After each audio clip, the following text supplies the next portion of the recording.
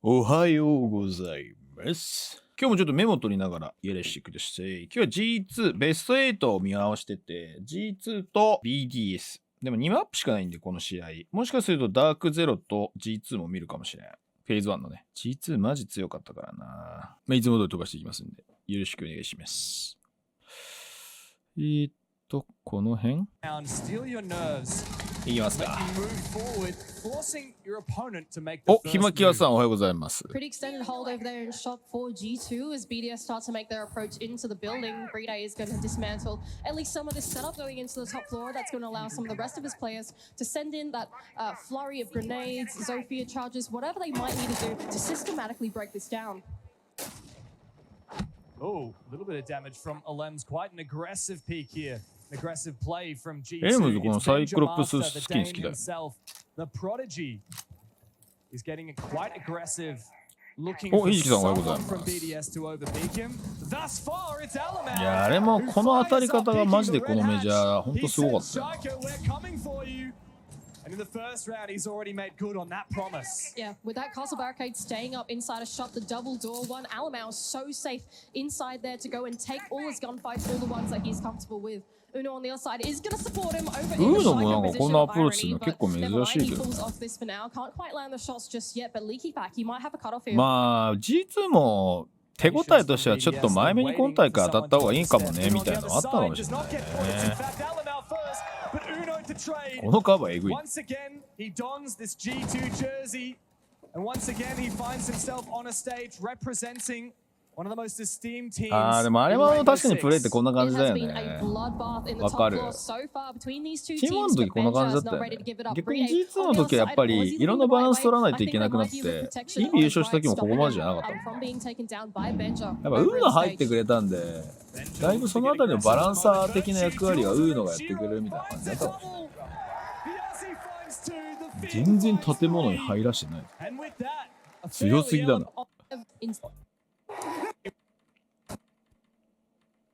They're bringing the same setup or the same lineup at least on the attacking half, but the approach has got to be different, especially if G2 are comfortable enough to repeat the same strategy. You can see the temptation from Benja to go for an aggressive jump out. It has been read by BDS. Look at this, the quick prone peek. He doesn't find anything. Yeah, Benja is comfortable with playing a danger キル so 取れる far. ところは拾っていけっていう Doki 指 down 示 below 出 is て going ん for だ a ろ peek う out な、今 onto の the よう south な動き lapel. 方見ても。Renshiro, though, he's got his eyes trained on the angle for now. He knows that Doki's going to get aggressive and look for him, and Doki actually thinks the better of it and will 大 pull 崎 up. 君いらっしゃい。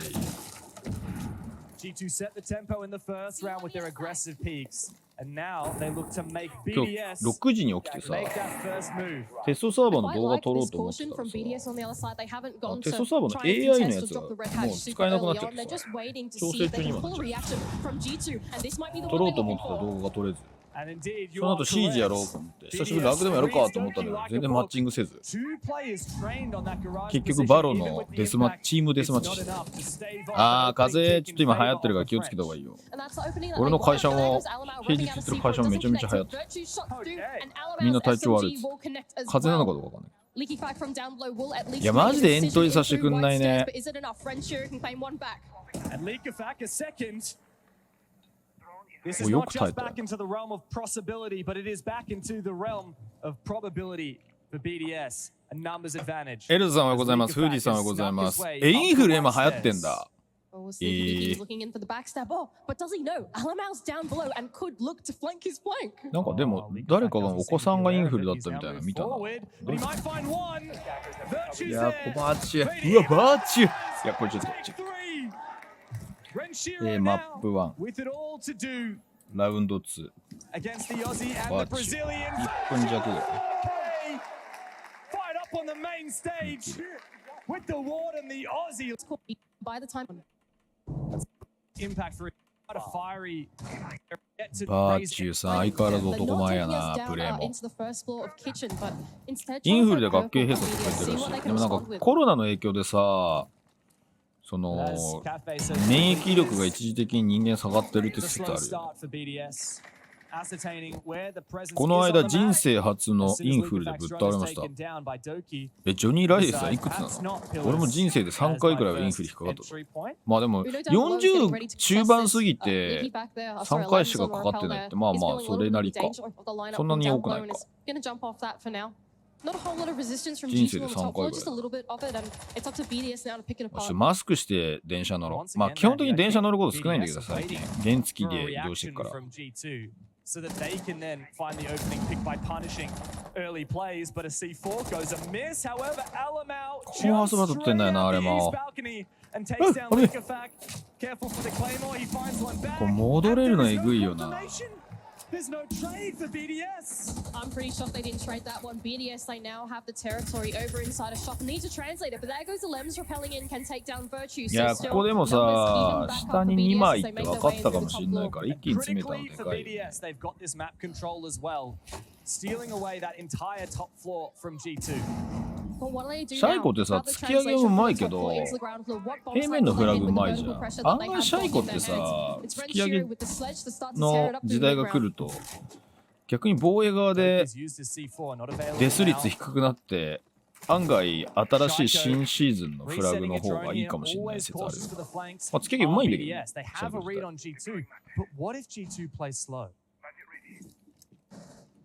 新マップね、よく考えられてると思う、あれマジで。あ、これ結構よく考えられてんなと思ってプレイした。でもちょっとね、よく考えられてるイコール初心者がやりやすいマップじゃないから、結構複雑なんだよね、構造が。初心者の人が覚えるのはかなりきついと思う。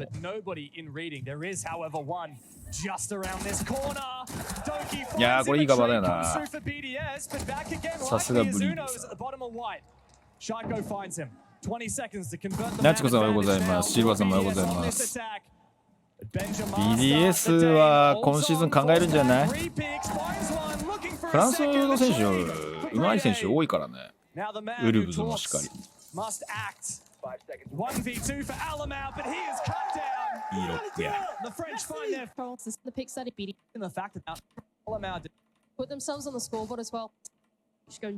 Alamau teased it for a brief moment, opening up all of these piano windows, have had that read, and yet have not always been able to punish this early aggression.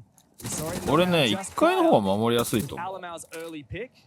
なんていうか、あれも結構遊撃マップだから、2回さえ取られなければ結構1回は強いと思うよ。だから2回がしんどい。外直の壁がマスクルームに通じてて、あそこ割られると結構さ、もう2回のその爆弾の距離が遠すぎて駆け引きされすぎるんだよな。友達が攻めやすいカフェって言ってた。ああ、そうそうそうそう。攻撃側がエントリーはしやすいんだよな。そうそう、こもってるだけで守れない構造はやっぱ今の競技シーンよく考えてるなと思う。ガチで。バーチュー6の1だぜ。こういうところフラグ腐らないからな。でもやっぱ突き上げに対する考え方は筋が通ってるなと俺も思ったけど。いや、このさ、ベンジャの行かないところが偉いよね。これなんでか、あ、そうか、奥見てたのかしら。い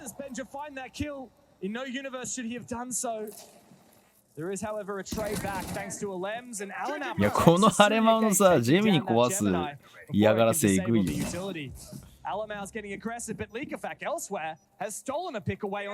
この辺りでも引っ越しなんだけどな。悪くないよね。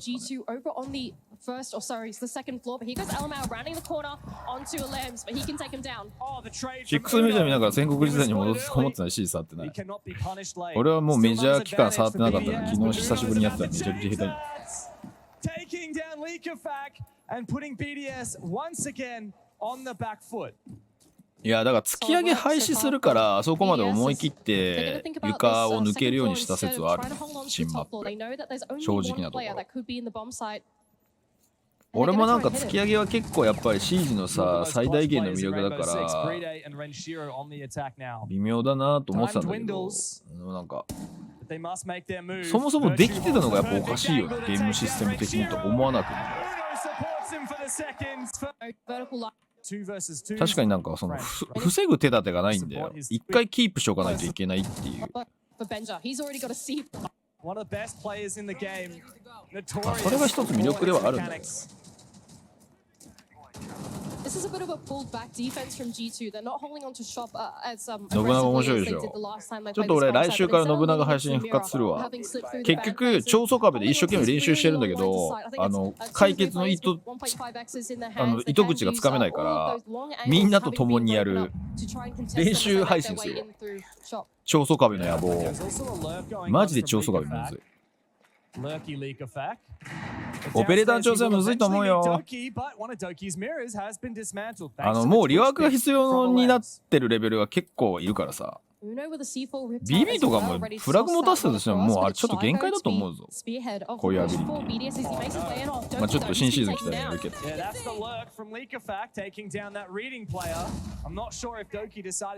そうね、1キルの重みが大きいからな。華やかではあるんだけど、フラグでの突き上げ自体は。まあちょっとどうなるかな、ね。If BDS realized, they could maybe have a think about hitting the bomb site right now. No more C4s in the hands of G2. But that being said, Uno's just taking down Renshu, who I believe was out on the rappel. But here goes the rest of BDS. Surely they can at least try and translate this control in through shop. And as the smokes go through, Uno is too far from home to assist. And Nate goes through perfect onto Alamau. この辺りのフラグがなくなるのはちょっと寂しいけどね。握り込みなくさない限り無理だからな。シャイコ強っ。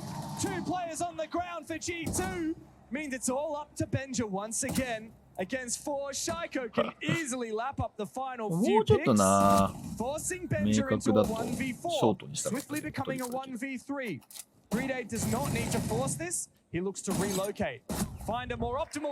いやでも俺最近の UBI さんのマジで CG に対するアップデートマジで成功してると思う。めちゃくちゃいいアップデート本当に多いなと思うわ今年は。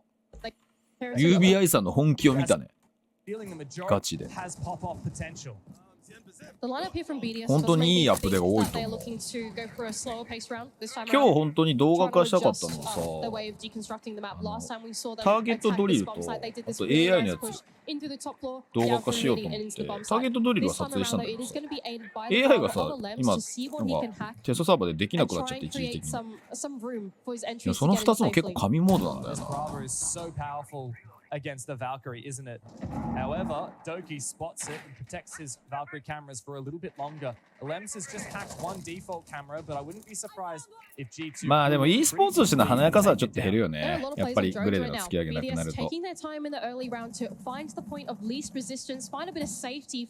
レーのストライクと突き上げ最高の実況ができなくなっちゃう。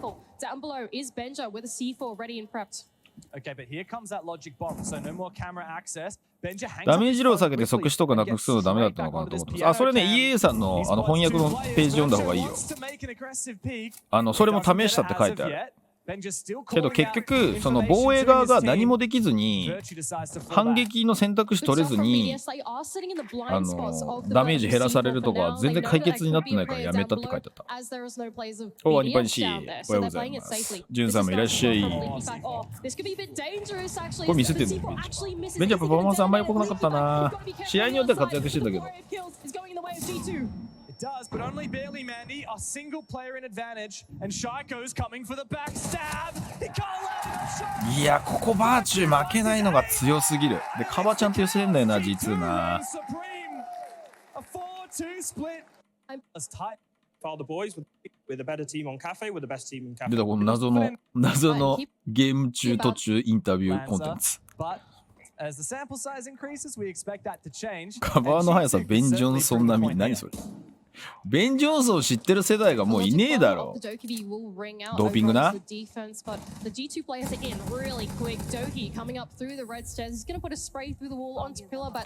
井1枚だけ剥がして中にグレ入れたら突き上げできるらしい。あー、なるほどね。それ手間やな。いやでもマップによっては俺突き上げ残ると思ってるのは、例えばさこの今カフェに映ってる本棚の上とかにさワンチャン乗せられればいけるんだろうなと思ってるから、それはテクニックとして残していいんじゃないと俺も思ってる。I mean, look, he misses one, they've got 5 more in their pocket. So if they want to get virtue up the white stairs as well, they could send up a few more of those. それはでも研究だからさ。それなんかそういうの面白くするプロチーム出てくるだろうなと思う、予測してる。それはまた楽しみとして増えんじゃない？いや突き上げはさ俺レベルのさ CG プレイヤーでもできちゃうからさ、ちょっと練習しただけで。で知識があればさ、例えばカフェだとさこのイースト側のさ机の横とかに決めフラグすればさ確かにキルは取れちゃう。いやこの平面での投げ込みが失われるのがなちょっとなって感じがする。防衛側が逃げれちゃうからな。あと掴み直しってなくなってたよね。昔あった掴み直しみんな知ってるか？昔フラグってさ防衛側がさ拾ってさ投げ返す時代があったんですよ。もうほぼそんなキルはなかったけど昔あったんですよ。攻撃側が投げたフラグを防衛側が握り返して投げ返すっていう時代が。And towards the bomb site, another nade to come through here for G2, but none of these nades have netted kills thus far. Doki, however, opens the equation. いやスキルをね必要としないオペレーターの方向は俺はいいと思う。いやこの戦うまかったよな。じゃないと初心者の人がやっぱできないと思う。俺オーバーウォッチ見ててすごい思った。オーバーウォッチが速っ。オーバーウォッチがマジでそのキャラクターをめちゃくちゃ練習しないと上に行けないのよ。でもそれってやっぱりシージの幅が狭まると思うから、シージってもうさいろんなオペレーターを戦略的に使って対応しないといけないからさ、なんかある一定のレベルまでいったらスキルが必要っていう風にしないと初心者中級者がマジで入れないゲームは死ぬから、俺は結構 UBI さんの今やろうとしてること賛成。これ当たっちゃったんだよな。投げ返せるの熱いでしょ。あ、庄司さんやってたね。懐かしいね。そう昔アイコンが出てさ投げ返せる選択肢があった。A very linear push inside of Bakery. They've taken no other map control except for Bakery so far. そう俺もそう思う。なんかそのさっきこうやられたからこのオペレーター持っていこうかなぐらいのその駆け引きがあったぐらいで、実際のプレーのスキルはもうガンファイトに寄せるって今の UBS の発想は俺も結構賛成。だから FBS に戻していくのは結構賛成だね俺も。ミスキームさんおはようございます。でもいいアップデートだと思うよ、今狙ってることは。やろうとしてることは。ま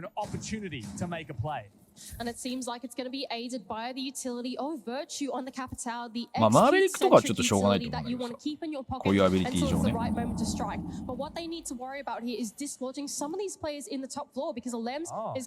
俺も投げ返しはもうやるの、これ下から抜くのおかしいだろ。今のシーンでこれちょっとショートベンチ1分30秒ぐらい。でもここだけでちょっとなショートにするのはちょっと短すぎるんですよね。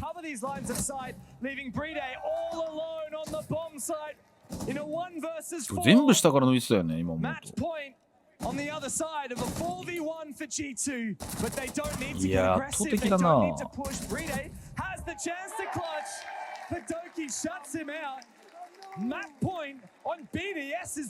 グルやスポイト大絶賛でみんな手のひらくるくる。そうなんだ。まあでもプロはしんどいと思うけどね。ある程度グレでここはいるいないを突き上げして判定しようみたいなのもあったと思うから、根本的に戦術変えないといけないと思うから、そのままアップデートが来たらインビの戦い方だいぶ変わると思うから、攻撃がやっぱ苦しくなるんじゃないかなと思うんだけどな。だって上に対してアプローチできるオペレーターってさ、バック、アッシュ、ゾフィアぐらいしかいないよね。だってグリムで突き上げてもさ、ね、上に対してアプローチできないでしょ。そのなんかバリフ持ってるとかスーパーショット持ってるやつで突き上げしたとしてもさ。Looking to close this game as quickly as possible. However, they make it look so doable. 2v2. Alamau steals another pick away from BDS. Brede as well. いやー、ゴリッといくよな、この時の G2 やっぱり。 Going into reading, it's going to recall back at Lems to try and help him out. でも But い Brede い is taken down so low. Not a single mistake can be afforded. Doki finds a triple kill. In the 1v1, the Lamb sends a few shots his direction, looking for the killing blow to push this map deeper. いや、これ強すぎだよな。これドキのリプレイあるかな。5ショットにしたいの。ラストキルリプレイあるかな、ドキの人。They're all coming to a head exactly what it needs to. これでリプレイ見ようか。 BDS had this map for only 2 rounds. 紅茶君さんいらっしゃい、和骨 They です。 decided this was the best case お、メジャー scenario. の And 実況お yet 疲れ様です。ありが G2, とうご all ざい they ます。 do is add to their win streak in Atlanta. They've yet to drop one still. Yeah, and I think the big differential in this 10人が10 map 人 is は付き合いはできないけどね。グレの数があるから。 BDS is kind of very default. It's very European, full pushes, and then hope that Leaky Fat can make something work on a lurk. セットアップが増える方がシージの醍醐味で防衛メタでいいって考えよう。あーでもね、防衛強すぎるようにやるとさ、自体が動かなくなるから、今みたいなこのさ、メジャー今回面白かったのはやっぱり攻撃側が積極に仕掛けていけるっていう環境だったからだと思うんだよな。それが失われるのはかなり怖いものがあるけどね。その昔の展開型シールドメタ時代に戻るんじゃないかなっていう怖さがある。停滞して。もう残り30秒しか自体が動かないみたいな。時にしてあるかな。ハンドは。あ、時にしてある。うわ、強っ！ね、ピン立ってた今。あ、ピン立ってるんだ。いいね、いいね。じゃあ2マップ目いきますか。2マップ目の方が異次元の下からの打ち合い出るからな。天井埋め込みグレしてもグレの表示出ちゃう。あー、なるほどね。じゃあ逃げれる。Options available for G2 in abundance. Yeah, but that's just the site pressure. What else have G2 been able to do in this time? It seems like they've had a thought about the top floor, and actually Alamao's not just having a think, but is actually making his way in instead. He is 定点でこもるメーター避けてほしい。まあ、平面でどこまでフラが使えるからね。Spray through the wall almost finds his life. As these G2 players look to hunt Leaker. いや、俺オペレーターで解決する環境はマジでダメだと思う。だからフラグ持ちが増えたことがどこまでバリエーションを広げられるかじゃない。それがテストサーバーで試せればいいんですけど、テストサーバー相変わらずかそってるからさ、マジで試せねえんだよな。カスタム募集しても10人揃わないしな。新シーズン28でしょ。あ、10日もあるのか。視聴者の人でテストサーバー入れてる人ってどれぐらいいるの？テストサーバーカスタム参加型やるか。The main thing here is that it has 全 forced 然マッ back チし one ない layer よ。 of the onion of the defense for BDS. They now have to fall back in towards the bomb side. Who goes Leaky Fack and the blue stairs holding this フルパ aggressive で with 行 the ったらマッ shotgun チする in のかな。 hands. But now G2 10人集めるの大変だったら and that's the vertical pressure with the サブスクメンバー ramp で and they テスト could サーバー really 入れてる start 人 to 集め tear up て the floor and then look for a フルパで conversion 行ってみ into る the か。 site from there. All in good time though, looking for these roamers first. ザッキー君は日本にさん、あとジュンさんも入れてるよね。だからそれでもうツイッチメンサブスクメンバー3人だよな。で俺入れて4人でしょ。あと1人探せばいいでしょ。ああ、ミスクリームさんも入れてるじゃん。じゃあ5人いるじゃん。あ、そうだ。あとさ、ツイッチメンバーにさ、ちょっとサブスクメンバーにツバラオの検証を手伝ってもらいたいんだよ。後でちょっと時間ディスコードに書いておこう。明日の19時ぐらい予定してんだけど。2人ぐらいいればいいそ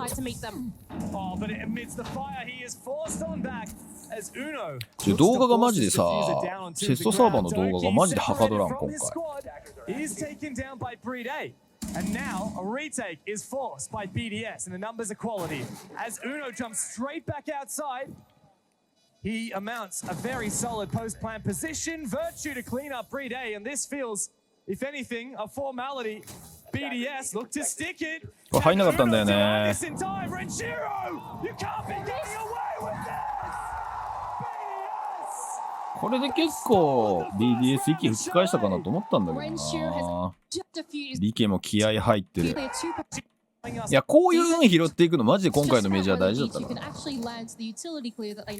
この後の G2 の下からの打ち込みが強すぎて、あれはマジで何でも使えるよな、この人。いや、こういうね、結構この守り方ずっとやってたからさ、BDS が。ここでブラックミラーワンチャンで壊したりするのマジで大事だよね。このドキなんで勝負したのかマジでよくわかんない。ここ謎です。なんか今日はあれだな。ショート用の取れ高が少ないよ。この土日でショート作ろう。ここはなんかクリアリング明らかにミスってて、クレパピアクさっきのセットプレーが崩れて動揺したんじゃないかって言ってたけど。ね、かなりミス多かったよね。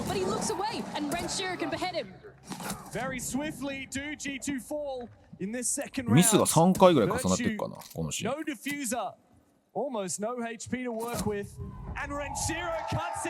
カピタはマジでソロでも完結してるからな。相変わらず強えなと思う。いや、ここのタイムアウトいいよね、今考えると。動揺してんだなって言って。やっぱラマルホコーチ優秀なんだな。フェーズはコーチ変わっても相変わらずだったな。勝負弱さというか、1枚足りなさというか。いや、リケが結構さ、相手が当たりに来るから早めに勝負したがってたんだけど、ちょっとあんまり効果的じゃなかったよね。一人で仕掛けるんだったら、なんかキルポイントのタイミングでもうちょっとカバー取れるとかさ、自分がやられたとしてももう少しメリットがある当たり方したかったよね。このでもなんか続けんだよな、確か。すごいそれ気になったんだよな。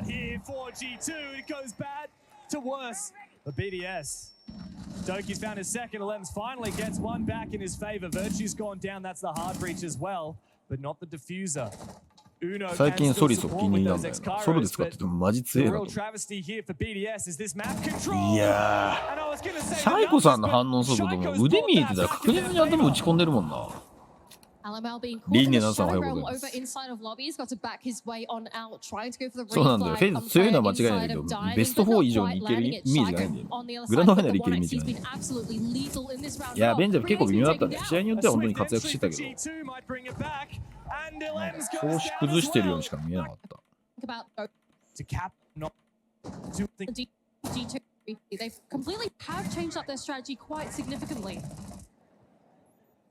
やばい、試合が早すぎてこれめちゃめちゃ見終わんの早そう。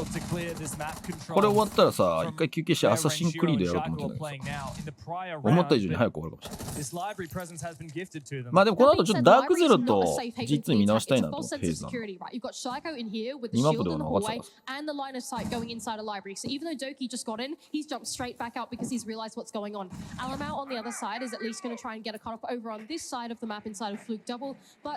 anything just yet. Sharko is safe where he is, but I wonder what Benj is doing, right? いやでも本当にこのさ、全体囲みながら行って最終的には人数が寄ってきて帳尻合わせる感じすごいよな。どういうコミュニケーションと普段の練習したらこの戦い方ができるんだろう。クレパピョンは分からんって言ってたし、ピョン君もコメントでもう分からんって言ってたし。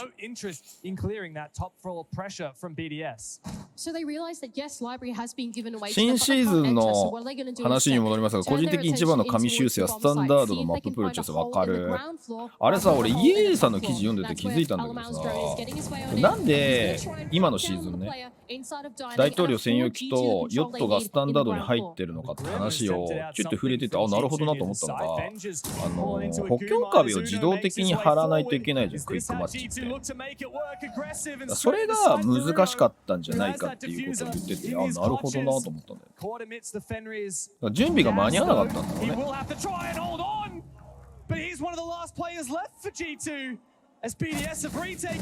ー、このウーノのオフアングルの位置いいよね。うまい。いや、あれはだってさ、その視点見たらわかると思うけど、決め打ってるじゃん、リケとかってさ、いそうなポジションに対して視点移動が。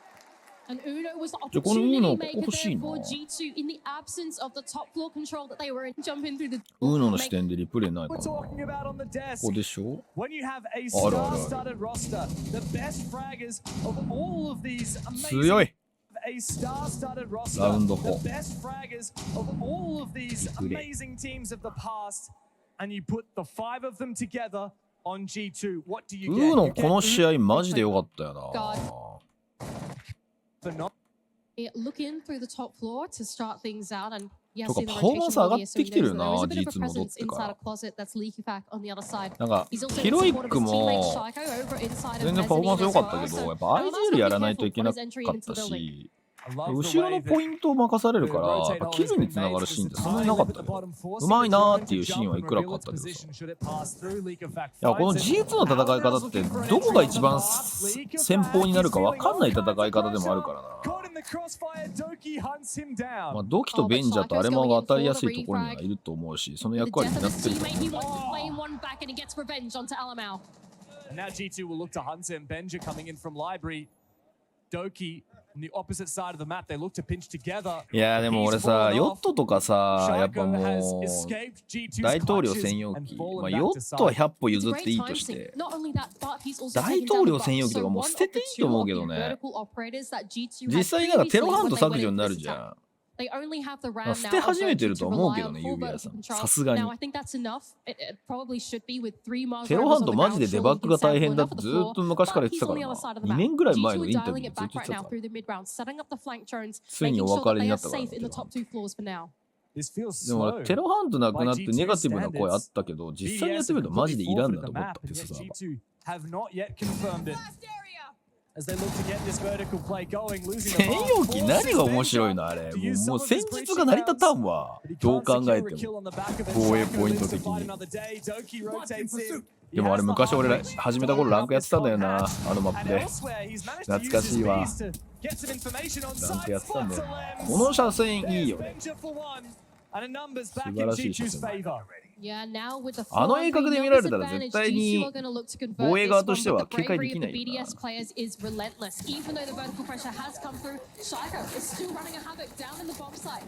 まあ、ヘレフォードはマジ。民家は一応クイック用にいていいんじゃない？狭いマップあった方がいい。幅早っ。But it's just him and Doki ベン now. ジャマスター Pretty って言 low ってる。 HP. Benja's caught out from the player and blew the trade back again. またドキさ。 It is いや Rollins. ー、ブリでいいチームだったの。 Great air to clutch. ここまでは拮抗してんだよ。全然1マップ目よりも噛み合ってて、3層の方が BDS できそうじゃんっていう雰囲気出てんだけどね。そうね、クイックのマッププールマジでエグすぎんだよ。 By G2. わかる。 Don't over-aggress. マップマジで捨てていいと思う、本当に。 Likafak's so keen to peek this though. Upside down rappel is nigh impossible to contest. それこそさ、なん The かだ other って side of it, he looks for the player. Likafak very ambitious. いや、ここの当たり方もちょっと気になるんだよね、リケの。 And can easily take him down. スタジアムだっけ？ Another gifted early pick by Likafak. 国境と海岸線ガッチャンコしちゃって。ああいうのでもうクイックマッチやらせればいいんだよ。He is the one looking for the opportunities to take one-to-one gunfights, but that time around, Uno was ready for it. The top floor has been forfeited by BDS, allowing G2 to roll on in. いや、俺も庄司さんみたいな企画力があったらな、今シーズンのラムで面白い動画いっぱい撮れたはずだ。全然撮れてない。とかそもそもやってねえから。 As the E1D locks him in ただ place, 今モチベ高め。 The Lems needs 大 to 統領 land 専用機 this. プライベートジェットにしてはでかすぎる。そんなことないんじゃない？エアホースなんてあれぐらいのでかさあるんじゃない？ Benja is aware though.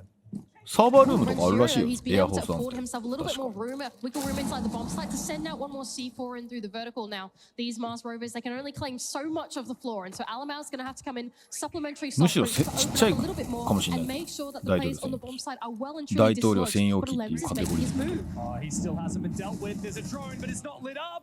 As he rounds the corner, he's いや、 got このリテイク良かっ a たよ second one な。 tags him on his way out, but it is not enough to breathe a sigh of relief for G2. Alems looks for a second, dancing with いやー、このカバーラインな。エレムズよく当たれてんだよ now な。 propelling on inside. He finds the first. でもこれでワンブリやんだ Shiro is the last one left, and G2 know full well. Alems has been downed above, 人気のマップはイベントとかで期間限定復活とかで、確かにそうだね。いやー、ここもプラント行けた時点で話変わったよな。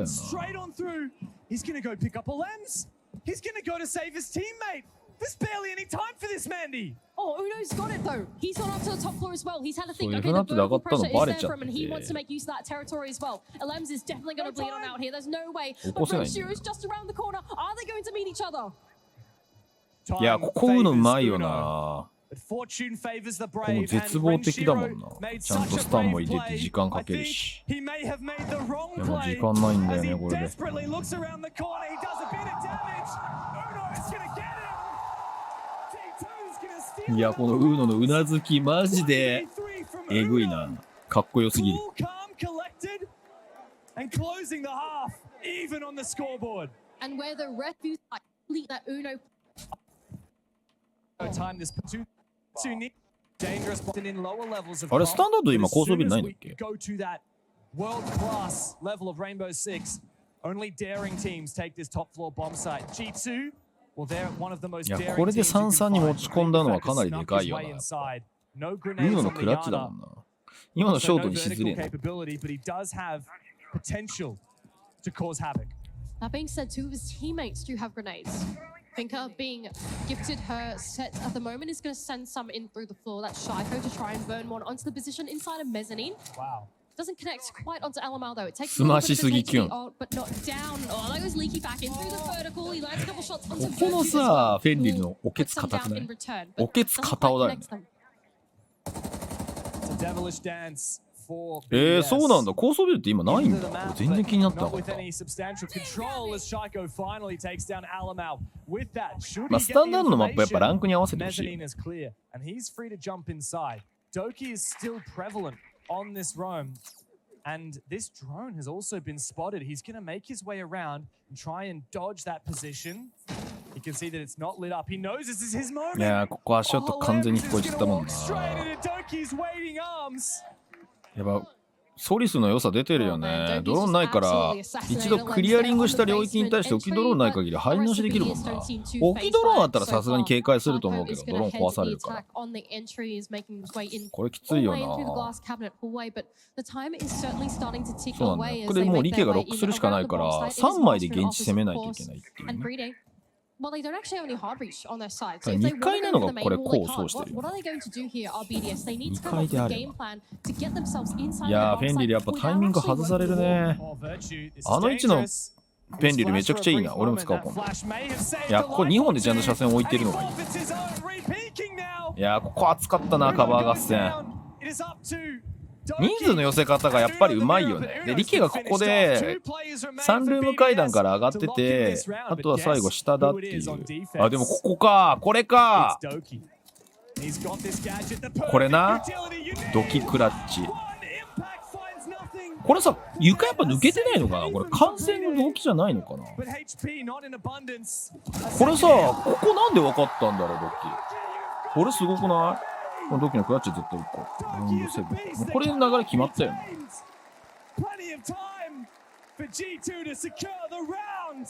ここは。ここは私、ショートにしたいです。新シーズンはランクとスタンドの全く同じプレーかもしれません。あ、そうだよね。ランクの方がまだ分かってないよね。さっきのさ、ピン立ってないよね、ドキの視点。ここの削れ楽しかったよね。これがシージの醍醐味はやっぱり。このカバーの応酬が。これ異次元すぎるよな。プラントしてるのはわかるけど。これなんで足音だよな。これすごくない？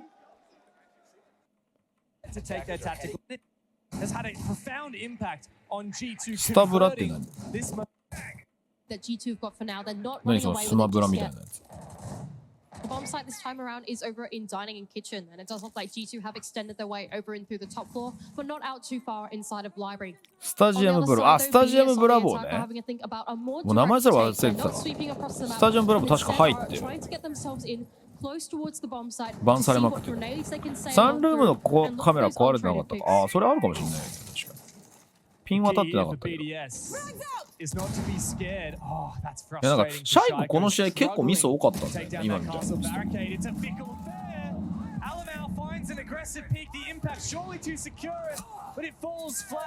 ドキがもうこれノリノリになっちゃって。ここ珍しく BDS が現地に対して速い攻めしたんだよな。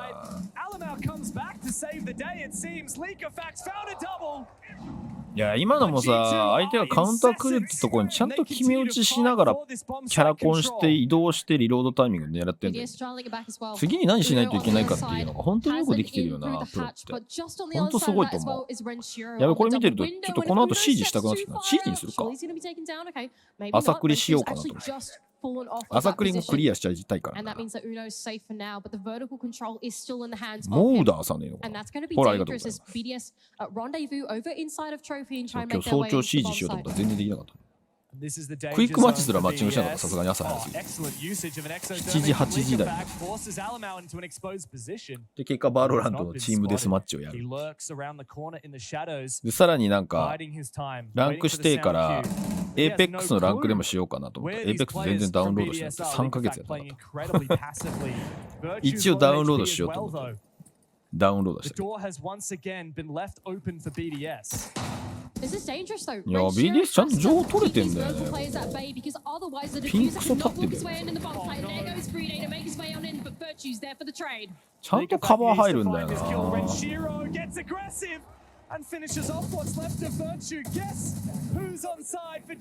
ここもまくられるんだよね、確かね。あれはうち分かんなくて。バロのチーデス面白いよね。俺最初来た時さ、スキル使えるからこれ結構クソモードだなと思ってたんだけど。うまい。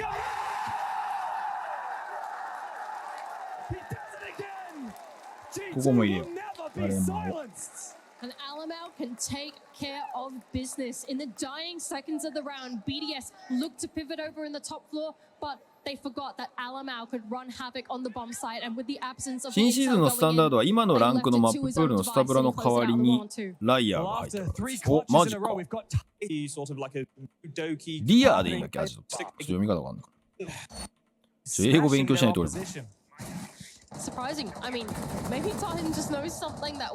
みんなのイヤホンの性能が良すぎるのかな。外の音聞かれないように邪魔するヘッドホンありますよね。あ、今これみんなそうだよ。みんなイヤホンしてそのヘッドホンしてるのはホワイトノイズっていうサーっていう音がずっと流れてるんだよ。それをヘッドホンから流されて外の観客の音が聞こえないようになってるけど、まあ一応聞こえんだよ。結構聞こえんだよ。Leakerfact lucky he used his adrenal surge. He's looking to get aggressive. He might find an opportunity here as BDS goes straight into the micro. うわ、バーチューの反応やばすぎる。いやー、ここね仕方なく早い攻めにしたんだけど。ついよね。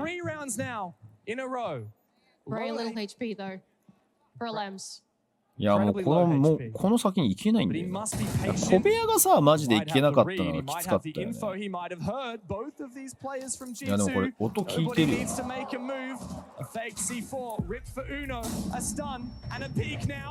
うまい。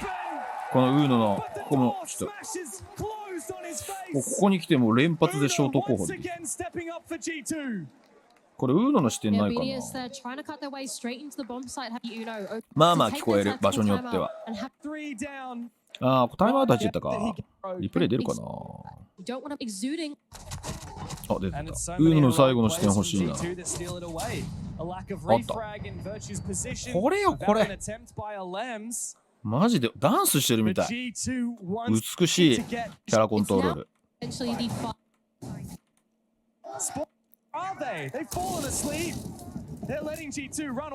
36だもんね。気がついたらえぐいよな。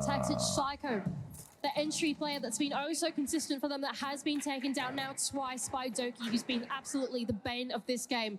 This is his series. 12-7 now is the scoreline for him as he tries to make it even better. Look at how much caution. いやでもさ、まあ今のラウンドはクラッチじゃなくて人数より取ってたから、まあクラッチはとは呼べないんだけど、BDS は3ラウンド連続で削り切ってんだよね、ちゃんと。だ今ラウンド9は早い攻めで、まあ、お互いに削り合って最終的に人数不利になっちゃったけど BDS は盤面を本当作れてんだよな。オフライン大会で歓声聞こえるとやっぱ実況のテンション上がります。いや今回結構さ、僕らが見てる映像にも観客の声すごい入ってて、明らかに俺とクレパピ疲れてたんだけど、ベスト8の最初の試合ダブルセブンと GK 戦が始まった瞬間にその歓声聞こえて、いやめちゃくちゃテンション上がったもんね。右キーボード左回すって練習ロゴ、練習ロゴは見たことない気がする。トップシーンにおいてはちょっとその昔の NA とかではいたかもしれない。俺がキャスターになってからマジで練習ロゴ以外見たことない気がする。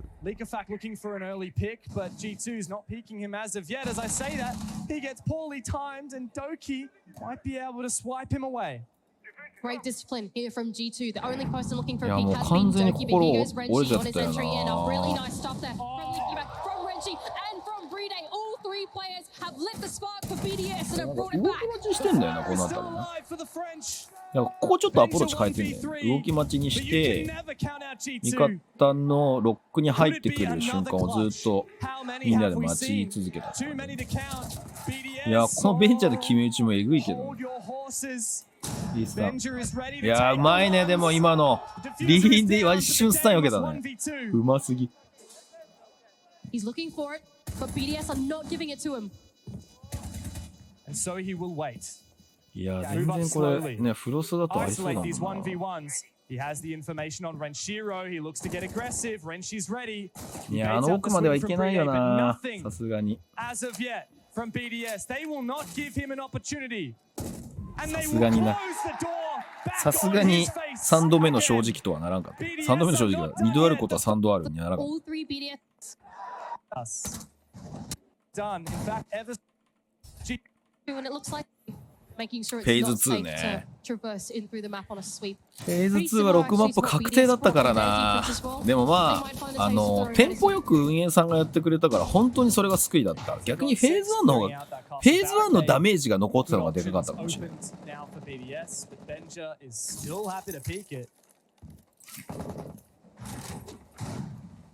5人全員膝上げでやんないし。ああ、ミカさんも現地配信ね。あれすごかったね。抜けがすげえ綺麗だった。Oh, but that's shut down completely. Uno with the super shorty is going to take it straight onto Renshiro, the only player there, and it goes on traded. いやー、そうだね。ちょっとファースト取られ続けたのが厳しかったよね。いやあれものキャラコンやっぱ異常だよな。めちゃくちゃうまいキャラコン、本当に。エレムズ、本当エレムズよく勝ってたよね、この試合。多分エレムズなんだよ。ここな。ドキよく戻ってきたよね。エレムズ多分こういう相手がハードめに当たってくる相手得意なんだろうなっていうのはなんか昔から思ってた。なんとなく。But these two players of G2 have very much vacated their virtues all the way down inside of the basement, and Doki is the last one left on the bomb site without a C4 in his hands. If they've got time to make this vertical game work, they can make sure that Doki vacates his position. 一応 UBI さんが当然さ、間に立ってくれてんだけど、全部誰に行くか自分で決めてくからな。俺だって相談されたもん、こことここには行った方がいいとか。ドキさん当たり前のように下から抜くよな。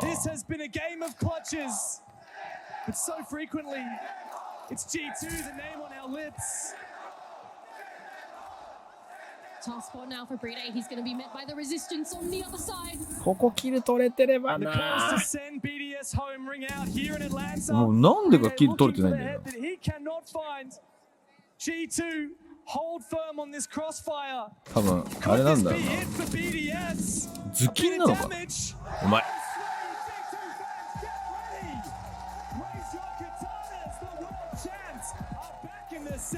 まあでもミカ様だったからインタビュー受けてくれたとこはあると思う。まあそんなことはないと思うけど、頼んだら受けてくれるかもしれない。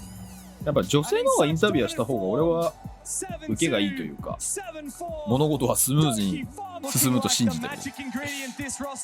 強っ。2マップ50分で見終わっちゃった。Geekay 見るか。G2 と Geekay 見るか。これも見るか。これちょっと見ようぜ。これとダークゼロも見るかな。どんどん見ていこう。そう、Geekay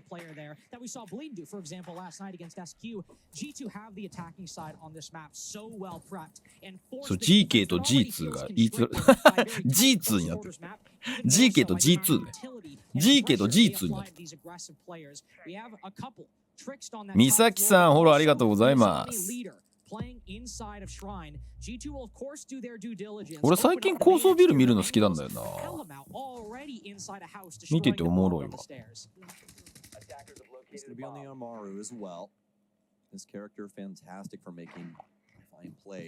なんかガジェットの駆け引きのバランスがいい気がするね。ガジェットの駆け引きと打ち合いの駆け引きのバランスがいい気がするんだよな。いや、ヒ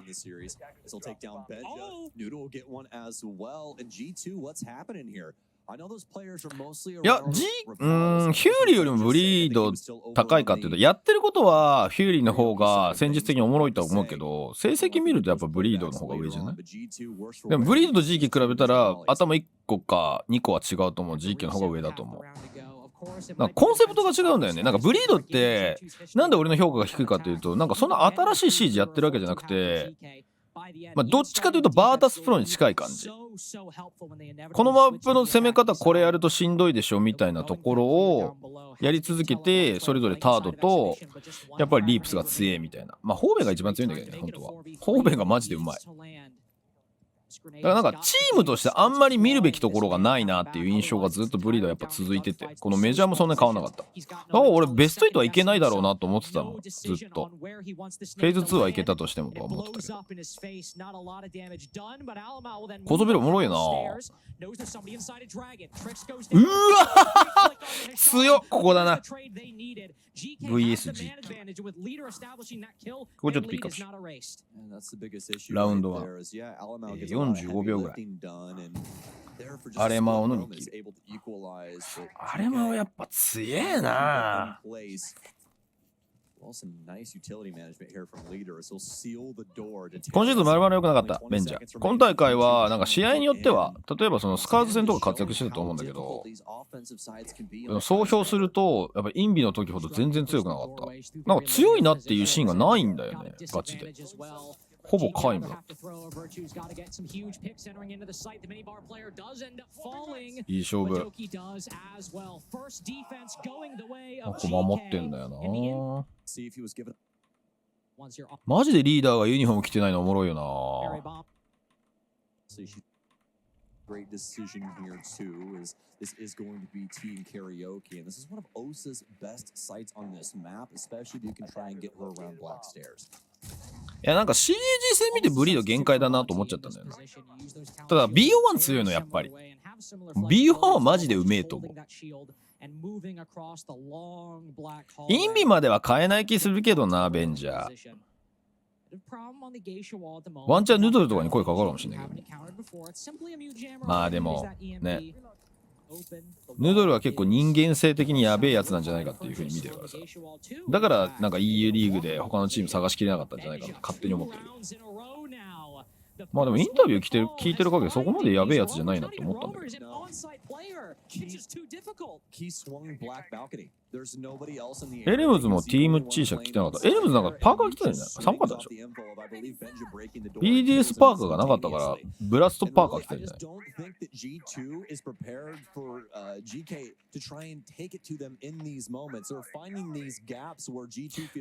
俺はなんかあんまりアジア圏のチームと戦うのもう見飽きてるからいいわって感じ。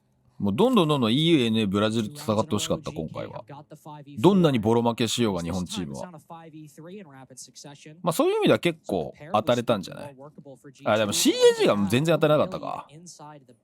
マジで CAG 他のなんかエリアと戦ってほしかったな。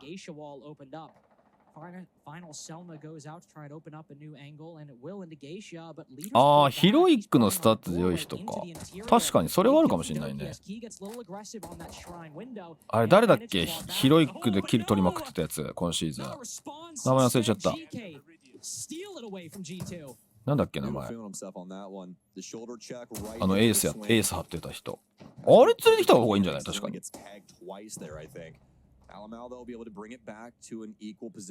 名前なんだっけ、忘れちゃった。ど忘れしてる。ヒロイクは過去の人になってるわ。ドキ強っ。今のミリ抜いていくのマジでおかしいよな。ヌドルが立ちはだかるんだよな、ガチで。あ、ジュメ優秀じゃない？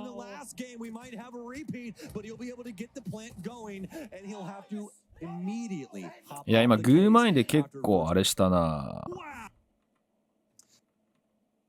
いやでもタイムアウトここで取ってんだよな、ラマーロコーチ。いやだから想定があって BO1 で勝ち抜かないといけないってなった時に、まあ、さっきはさ BO3 でも早めに取ってたけどさ、やっぱコーチのタイムアウトが実は優秀だな。さすがファビアンの後釜なのだけはあるな。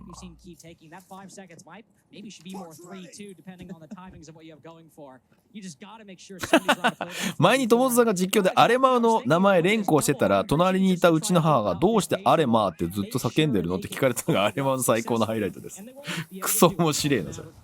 アレマウって言ってたやつでしょ。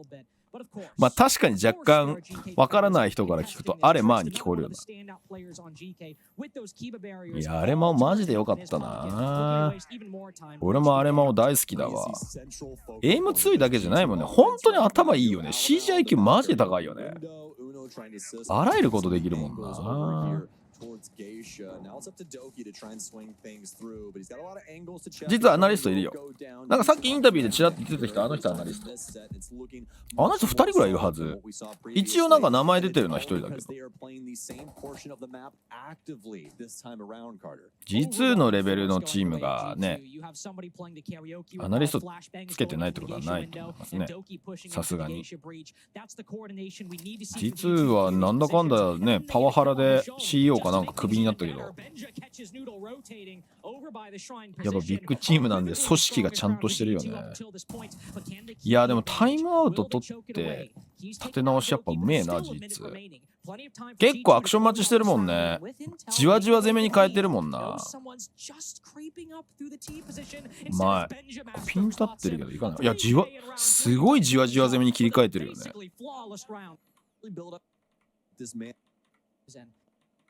だから当たりどころここら辺から Geekay が作るの苦しくなってくんだよな。それでも7-5まで持ち込む Geekay やっぱすごいよね。な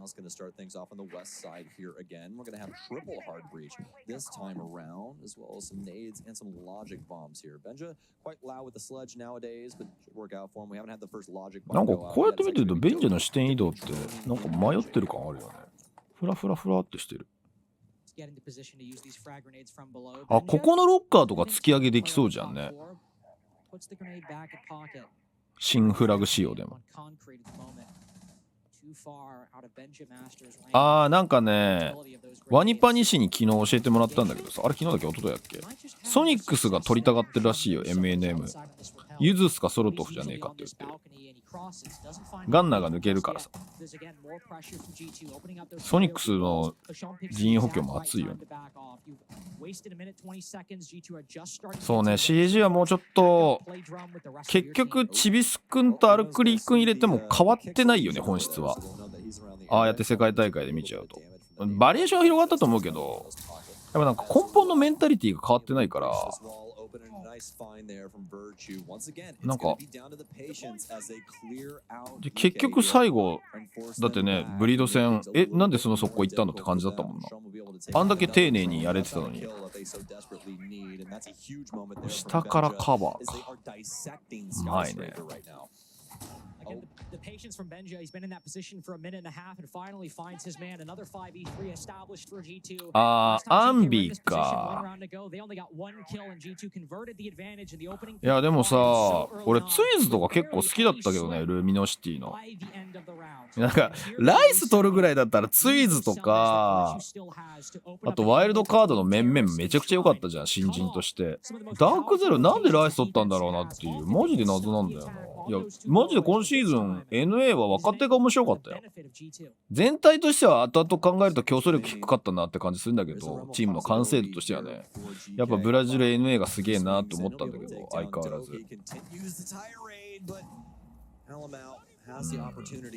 でも新人のこれからの伸びしろ次第によっては NA の時代復帰するだろうなっていうぐらいレギュラーシーズン面白かったな。でもね、ダークゼロって今経済的に一番安定してる部類に入るからさ、なんかいい新人取ってほしいなっていうイメージあるんだけどね。トリスタンよかったね。でもトリスタンだってあれでしょ、学業があるから一日練習できないんでしょ。条件良かったらそれもやるのかな、休学して。エ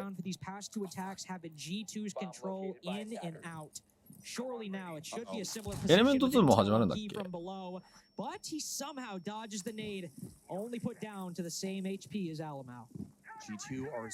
やでも日本はまたすごい置いてかれたね、世界に。やっぱ世界は広かった。やっぱ条件か。でもアメリカ今ね、e スポーツチーム怪しいからな、マジで。全体的に経済立て直ってるかっていうと立て直ってないんだよね。ちょうどその今動画作ろうと思ってまとめてんだよね、情報を。まあ一番のハイライトは EG なんだよね。バロラント部門がマジで死んでる今。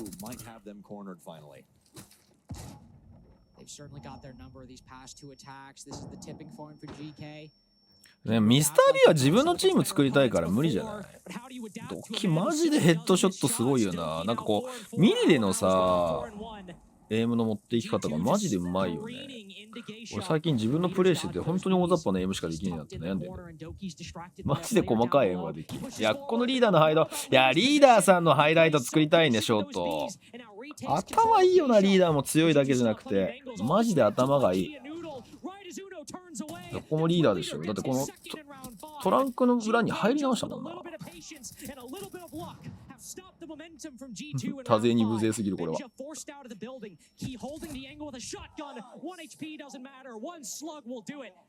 カナディアンはダークゼロあ、そうなんだ。ミスター B カナディアン崇拝してんだ。これちょっとカナディアンとミスター B 見たいけどね。俺若干ダークゼロやっぱカナディアンでワンマンやりすぎてる気がすんだよな。なんかあんま口動いてないじゃん、他の選手が。なんかあれやるのはもう今回が限界かなって思ったんだよな。ターゲットドリルいいでしょ。あれマジで神モードだと思うぞ。テロハントよりもあっちの方が多分絶対開発コスト圧倒的にいいと思うんだよ。キャラクター動かないし。マジであれいいと思う。でマップも覚えられるしさ。このフラグ良かったよね。これナイスフラグすぎる。これちょっとここちょっとハイライトでしょうか。ラウンド6。ラウンジへのフラグ。2分ぐらい。2分15秒ぐらいかな。Does this play go with his Shom? That's the key thing here. The one thing to always notate about Vigil is that ERC7 back. ターゲットドリルは敵が動かないことに賛否分かってるような気がしました。いや、それはね、当たり前なのよ。俺から言わせると。敵が動くのは練習場行けって話。俺それの動画ちょうど作ろうとしてんのよ。今日ちょっと収録してんだけどさ。さっきも言った通り AI の部分が取れなくてターゲットドリル1本で動画作るのしんどいからさ。AI が今テストサーバーできないんだよ。だから今日取れるかどうかちょっと怪しいんだよ。今日1本あげたかったんだよ。Kunai down here. Leader's going to go for the swing, but oh, count your lucky stars there, lead. You should have been dead to rights, but fortunately enough, it's going to be Hashom actually that gets the kill down low. 左上の上エンド消してくれたら楽しくやる。別にそこまで気にならなくない？まあ確かにでかすぎると思う。60% ぐらいでいいと思う。アルティメットゴルフさんでございます。いや、あれ音楽聴きながら俺永遠やり続けるわ。各マップの決め打ち精度あれ相当上がるぞ。俺ハーデスになるからさみんなでハーデスになろうぜ。いや X キーうまいよね。この試合 X キーかなり効いてたと思うんだけどな。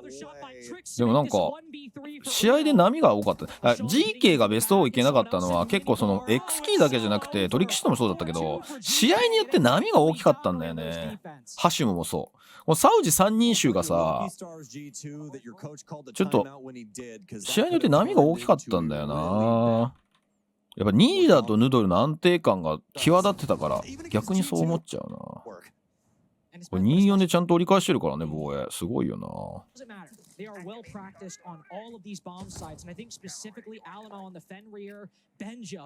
ともぞうさんは爆弾解除はあまり好きではないですか。何爆弾解除が好きではないってどういうこと？テロハントの。いやーこの試合マジでそうだよね。ボットのデザインがダサい。いや俺ボットが最近愛着湧いてきてさボットでなんか UBI さんアパレル作ってくれねえかなと思って。なんか俺最近自分のアパレルちょっと作りたくなってきたんだよな。ちょっと来年に向けてデザイナーさんつけてロゴとかデザインしようかな。風に無勢とかも含めて。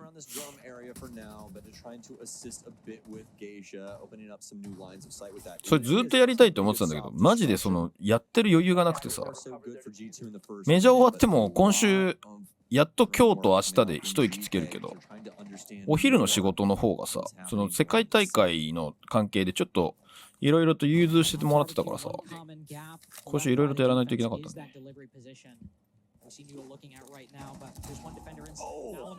個人的にウォーミングアップは爆弾解除が好きなんだ。俺でもいつも爆弾解除やってんじゃん。あれなぜがいいかっていうとさディフューザー設置したら敵が動くじゃんテロリストが。だからテロリスト動くところに対してのエイム練習になるからすごくいいなと思って大統領選挙でやってたんであれシャイコがやってるあれなのよ。ずっと昔シャイコが動画で公開してたとか配信でやってたテロ犯のやり方なのね。だからずっとやり続けてんだけどなんか改めていろいろとモード出たことを考えた時に結構自分のエイム練習 CG の中でどうやって詰めているかっていう選択肢すげえ増えてるなっていうその動画を今日作ろうと思っててさだからなんかそれぞれがそれぞれでやり方見つけた方がいいしそれがもうなんかエイムラボとかにも頼らずに CG の中でできますよって話になってきたなと思って。トレーニングウェアが欲しい。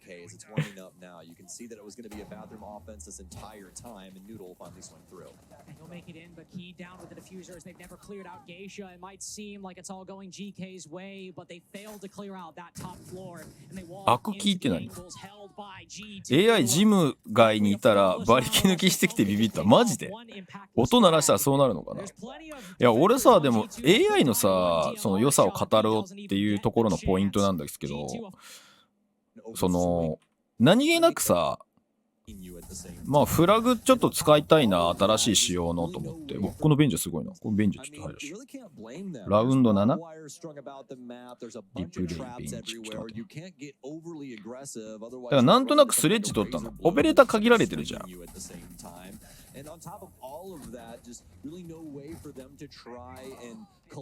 れもうまいね。だからなんかフラグ使いてえなと思って何気なくスレッジ取ったのオフラインにして。そしたら AI のやつってさやってない人には分かりづらいと思うんだけどオフラインにすると当然ながらその攻撃側の攻撃しかできないんだけど今回のアップデートで他の4人はついてくれないのよ。他の AI ボットが味方についてくれて動いてくれるみたいな機能なくて単純に 1v5 になるのね。でスレッジ違って 1v5 で起こると何が起こるかっていうと壁は壊せないわ ADS は置かれてるわ。確か ADS もあったと思うんだけど結構大変なのよ。でその時やってて思ったのがこれ結構壁が壊れない時の動きの練習にめちゃめちゃなるなと思って全然敵弱いしエイムもぐちゃぐちゃなんだしなんか銃撃ったら走ってくるやつが結構いてボットだなっていう動きなんだけどマジでこれどうやっていくか一回ルート確認していくとか、ちゃんとドローン流したりとかさ、フラグここで使うかとかっていうリソースの配分にすげえなっててさ、あとカプカンがすごい脅威だからめちゃくちゃカプカン見るの AI 対戦の時に EDD の位置とかすごいチェックするんだけど、すごい丁寧にゆっくりできるのよ 1v5 だったとしても。でやられても気にならないじゃん別に。すごいいい練習になるのよ AI が。びっくりした。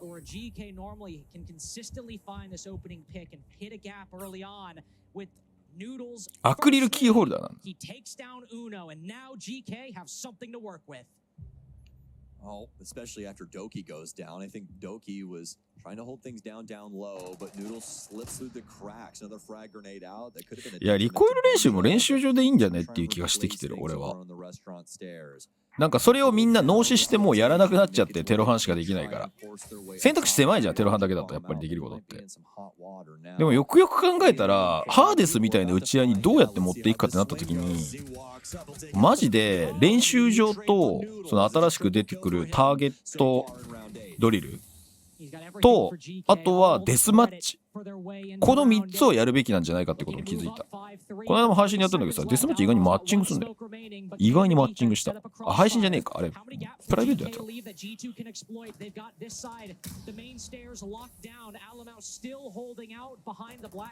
いや AI のキャラピック俺あれぐらいでいいと思うよ。あれはマジで中級者以上がやるもんじゃないからね。もう十分だと思った。そのバンディとかテルミットとか CG の本質が分かるオペレーターだけ俺もいいと思う。逆にそれで開発コストかかると開発リソース変わるんだったら他のところのアップデート頑張ってほしい。いやでもよくで予想以上によくできてた。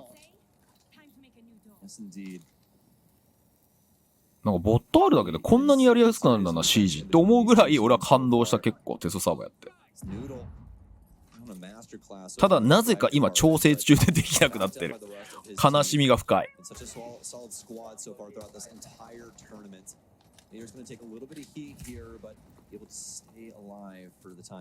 やっぱちょっとあれだよね。Geekay も若干ガジェット系のミスは目立ったな。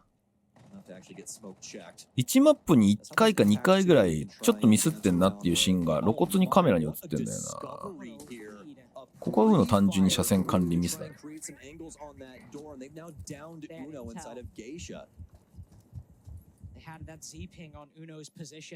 チーデスもしかしたらスタンダードでマッチング入るときなんです。結構意外にみんなやってるよね。俺久しぶりにやったら意外にマッチングするんじゃんって俺も思ったんだよな。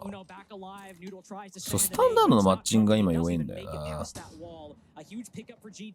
友蔵さん的にフリーホールはデスマと比べてどんな印象ですか？あ、フリーホールって今もあるんだっけ？なんかフリーホールはシージはあんまりちょっときついと思う。なんかチーデスでもマップしんどいなと思う正直。ある程度その横の車線とか切ってくれないとやっぱできないと思うから。X キーいいカバーだな。シージのフリーホールはあんま向かないと思うんだよな。あとなんかさチーデスやってて思ったんだけどさ、マジでイモるやつが多い。シージのチーデスバロとかと比べると。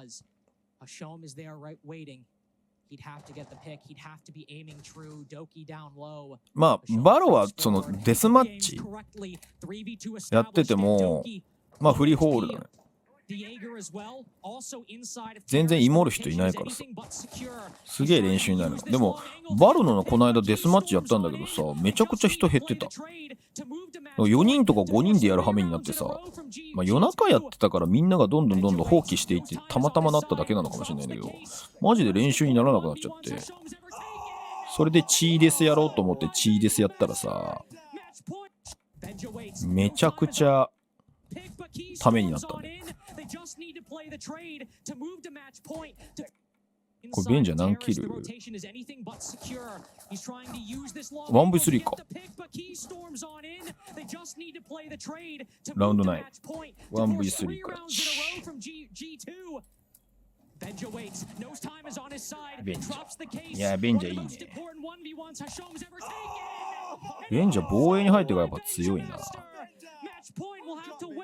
イヤー1からやってきた身としてはもうちょい早く導入してほしかった。みんな言ってる。いやだから開発陣がやっぱりさ、整うまでのその時間がやっぱりねかかったんだよ。だから UBI さんの体制多分この2年ぐらいかけてやっと大幅に変わったんじゃない？経営陣とかも変わってるし、セクハラ問題とかでさだいぶインパクトを受けたじゃん。いやだからその別に UBI さんが仕事もらってるからっていうわけじゃないんだけど、 UBI ってさ EU で一番ゲーム系で市場価値が高い企業だったのね。今ちょっとどうなってるか分かんないけど、だからやっぱりノウハウとかすごいんだよ。ただ巨大になりすぎたがゆえに組織がちょっと目詰まり起こしちゃったの。そう、あと俺からするとちょっと調子に乗っちゃったよねみたいな。なんか売れてるからこれでいいでしょみたいな。だからゴーストリコンとか作って迷走してた時結構叩かれてたじゃん、ゴーストリコンとかさ。なんか本来そのタイトルが持つ面白さみたいなのがどんどん失われていってたんだよね。でも CG のアップデだけじゃなくて今朝栗ミラージュやってんじゃん。朝栗ミラージュマジよくできてんだと思うんだよね。すげえ神ゲーだわって思った。朝栗のやっぱりステルスの本来の部分戻ってるし、やっぱ世界への没入感っていうところが半端ないんだよね。だからやっぱりそのいろいろなタイトルをもう作るのやめますとかって整理したじゃん。それも含めてやっと立て直しができて、で開発愚直にやってそれが世に出始めてんだなっていうふうに感じてる。塩さんおはようございます。いや CG これからもっと良くなると思うよ。さらに良くなると思う。実際このイヤー8のアップで毎回神アップデが多かった。単純にね新マップとか新オペレーターが追加されるだけじゃなくて、モードの充実とか新しい人向けにちゃんとやってんだなとかさ、なんか未来は明るい。本当に未来が暗いのは日本市場だけなんじゃないか。日本人やっぱり飽き性だよね。新しいものやりたがるよね。だからバロとか今年踏ん張り、来年か踏ん張りどころだと思うけどな。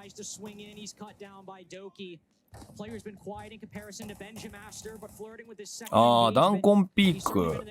あの辺りは本当にそれぐらいしかなかったじゃん。死体が消えるとか、ダンコンピークとかさ、ダンコンピークがなくなるとかさ、それぐらいしかなかったじゃん。でもなんか1シーズンに 2,3 個神アップデがあるなと思うんだよね。それがすごい。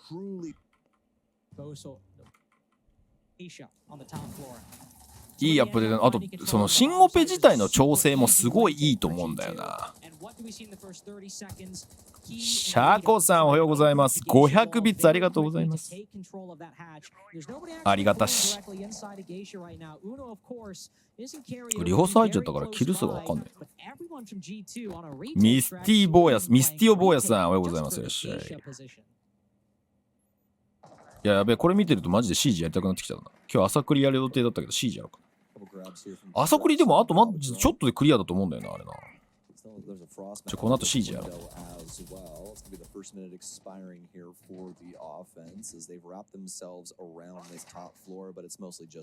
ャッツアイさん初めてのチャットありがとうございます。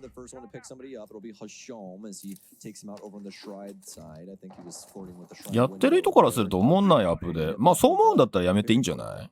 俺は全然やってる身からしても面白いアップデーだなと思うけど、なんか新オペとかよくできてるし、新マップもよくできてるなと思った。やっぱこれ相当考え込んでんだなと思って。いやなんかアップデーが面白くなければ別にやめていいと思うんだよね。いや別にその突き放して言ってるわけじゃなくて、だっていろんなゲームあるじゃん。逆によくこんなに続いてんなこのゲームと俺は本当に心の底から思ってる。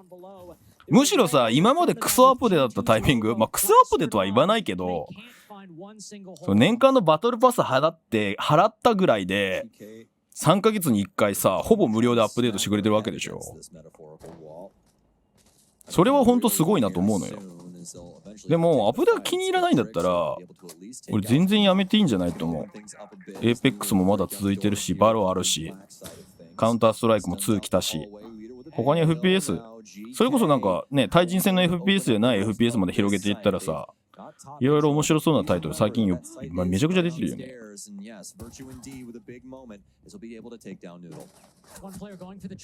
でも俺なんか本質的な部分は見失ってないからいいアップデートなんじゃないかなと思うけどね。まあそれは個人の受け取り方だからさ、別にいいし、なんか気に入らないんだったら俺マジでやめていいんじゃないって思う。だってあまたのタイトルあるからさ、別に突き放してるわけじゃないよ。別に気に入らないんだったら別にやめていいんじゃないっていう風にしか思ってない。だって人生の時間でさねえ限られてるからさ、そんな俺1秒でもこのゲームつまんねえなと思ったらやめた方がマジでいいと思う。今マジでやるゲームすんげえあるもんね。ガチでゲーマーの俺でも苦しい。なんかマリオ RPG だっけ、昨日発売でしょ。俺マリオ RPG やってないから全然ピンときてないんだよな。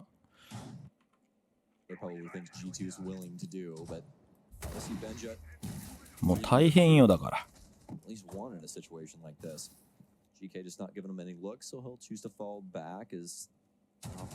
最近スタッフ CG やってるしか思えない。ああまあでもそれはあるかもしれないね。なんか昔は本当に CG やってるのかなみたいなちょっと思いはあった部分あるよな。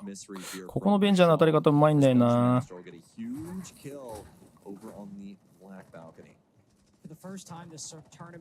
ああまあ確かに 5v5 のそのね新規タイトルってやっぱ難しそうだから、バロはフリーだからとりあえずねスキン買わなきゃやり続けられるからな。でもスキンマジで高い。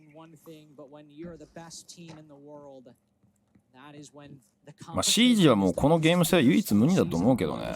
やっぱり俺最近バロに対して言ってることが一つあって、せめて攻撃と防衛だと切り替わりのタイミングでいいからエージェントのピック変えられないかなと思ってる。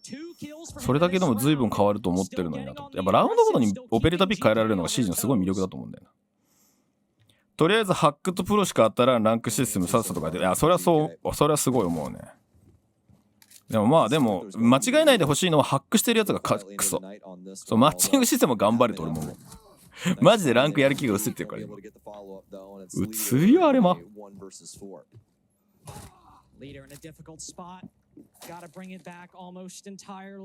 もハックはマジでみんなで撲滅してこうぜ。ハックやってるやつがマジでクソだからさ。あれでさ何億もさ開発費取られるわけよ、ハック対策で。そのさ何億とか何十億あったらさ、もっといいところにさリソース割いてさクオリティアップできてるはずなんだよ。そう考えるとマジでクソだと思わない。ほんとなんとかしてほしい。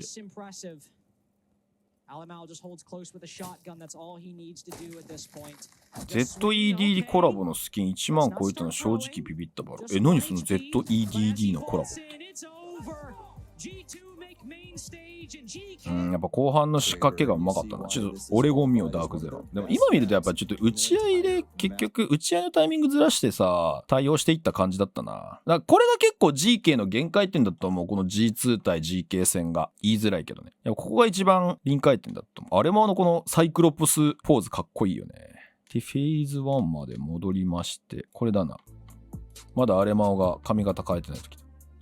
スキンとこのあれもかっこいいね。やっぱ現地のこの演出映像いいね。いやこのオレゴンマジで楽しかった。俺の大嫌いなゴンだけどマジで楽しかった。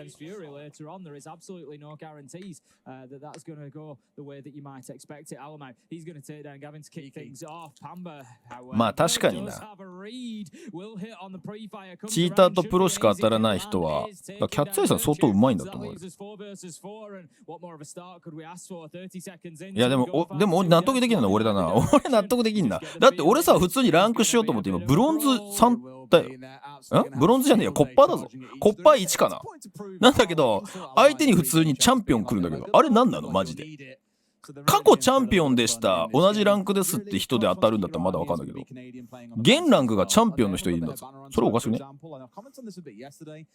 有名アーティストとのコラボ、まあそれはそれじゃあれじゃない、コラボのお金払わないといけないから高くなったんじゃない。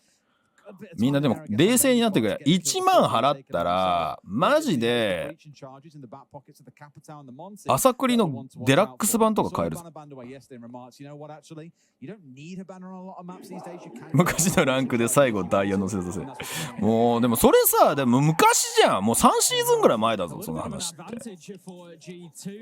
おかしいって。だからどこかでリセットされるべきだろう。もう現行ランクにさ。あ、ごめん、バーがずっとです。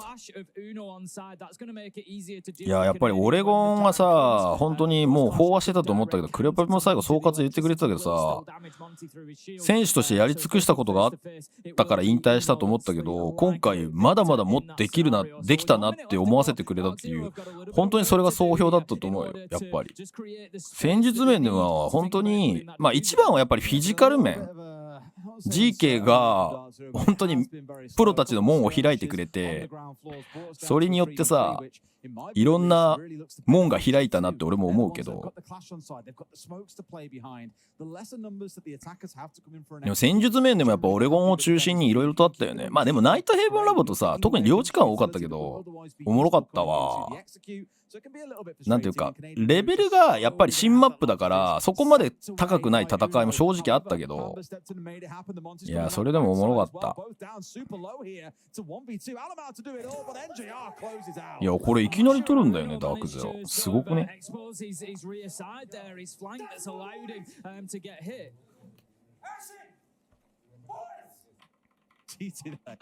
So to give context, the teams aren't sat across from each other.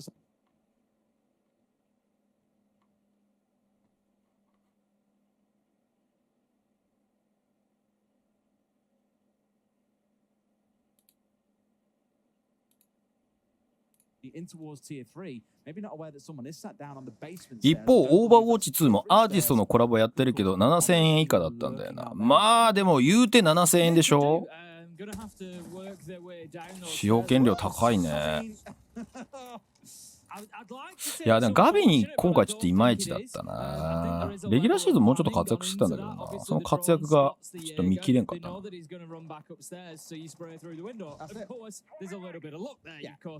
リンさんでいいのかな。初めてちゃってありがとうございます。まあエースズはもうここでキャリア終わりじゃない正直。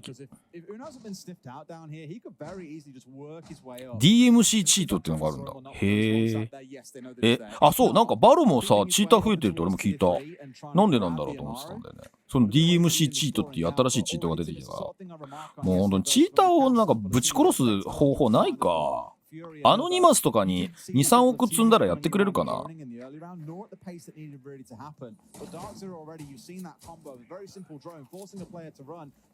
ーターエグすぎてもうすでに4回 RP もできる。今そんな感じなんだ。切ないね。マジで FPS ユーザーの天国だったのにな、バロ。チーターいなくて。悲しいね。まあでもフリープレイだから廃れることはないと思うけどな。問題はプロチームがやっていけんのか問題の方が俺は深刻だと思うけど。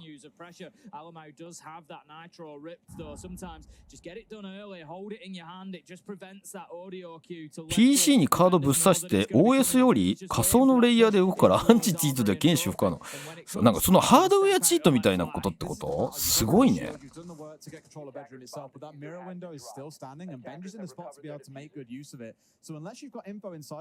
アノニマスなんてゲーム好きのやついっぱいいるだろう。マジでチーターぶち殺してくんねえかな、アノニマス。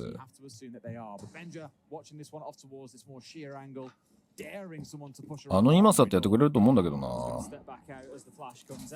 それまだ見てないんだけど、この間ワイヤードでさ、面白いなんか動画上がっててさ、俺ワイヤードの動画たまに見て面白いなと思うんだけど、なんか女性のホワイトハッカーだけどなんか質問あるみたいな動画上がっててさ、それ見ようと思って忘れたわ。今それ思い出した。しかもすげえなんかキャリアウーマンっぽい美人の女性の人だったんだよ。こんな人ハッカーなんだと思って。なんかさ、脳の構造上理系男性の方が得意みたいな説あるじゃん。だからあんまり女性の人で確かにプログラムですごい人、研究者ではいるんだけど、プログラマーですごいなっていう人あんま見たことないんだけど、女性のホワイトハッカーだと思ってちょっとびっくりしたね。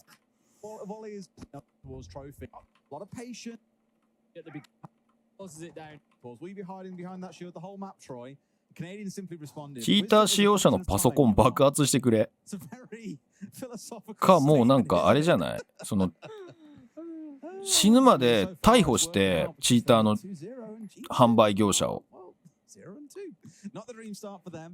ゲーム業界が今までにそのやったチーターにかかった対策費を概算で算出させて、もう一生死ぬまで支払わせるっていうと。お、ミスクリムさん見たんだ。いやもうあれだよ、男性エンジニアも追いつけなくなってきたからだ、技術革新。今マジでエンジニア足りないらしいぞ、どの業界も。ゲーム業界もそうだし、だからゲーム業界はエンジニア足りなすぎて、特にスマホね、スマホの業界ね、スマホゲーの業界はエンジニア足りなすぎて、マジでエンジニア札束で殴ってるらしいよ。年収札束で殴ってるらしいよ。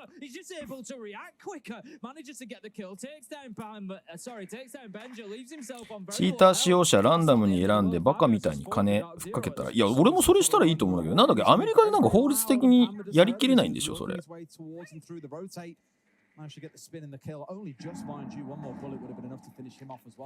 ダイレクトメモリーアクセスの略で DMA、CPU を介さずに周辺機器やメインメモリーなどの間で直接データ転送を行う方法。へえ。エンジニアの単価コートやばいんだよね。いやでも手に職をつける時代やっぱり。でも俺もともとプログラミング専攻なんだけどさ、もうその技術革新が早すぎて勉強し続けないといけないのでしんどいなと思ってやめた無理だなと思ってやめた。いやここの時いいよな。もうなんかすごいごちゃごちゃすぎてショートにしたくなるようなシーンが一切映ってね。いやちゃんと頭追いかけてるもんな。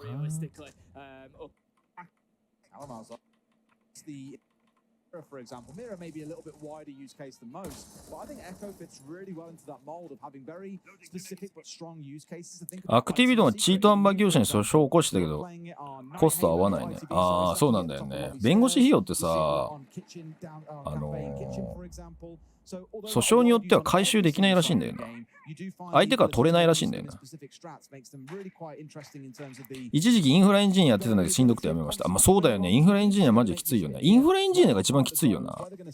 大事なんだけど、その運用だからあんまり給料上がんなくて、でも一番そのインフラってさ、サーバーの設定とかだからさ、結構 OS とか革新的に変わることが多い。一番直面するところだ。一番技術的に追いかけないといけないっていう部署なんだよね。意外にしんどいんだよね。軽く見られるんだけど。今はでもそこに対して企業が結構お金かけてる気がするけどな。まあでもインフラで開発に回れば年収は高いと思うけどね。運用だとマジで年収安いと思う。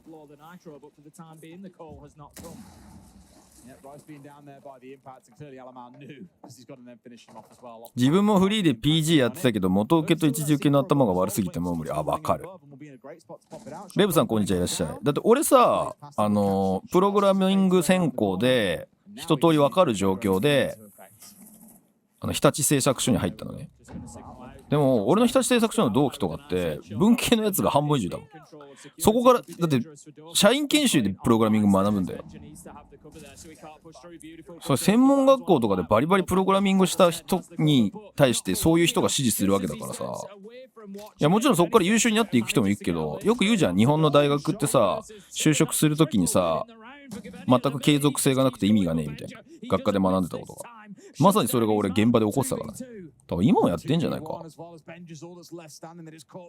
でも今はそれでも追いつかないから、なんだっけ、大手企業とかがさ年収上げてさ、いきなりその専攻で優秀な人は年収もう1000万級でエンジニア迎えますみたいな、何年か前にニュースになってたじゃん。そうしないと多分間に合わない時代になってんだよ。教育してる余裕がねえ。it's far off on the other side. It's about this winning side of security that's going to matter. Almost loses out. He's charging around. What's the man going for the play? フェニーさんじゃあ今何の仕事してんの？プログラミング系じゃないってこと？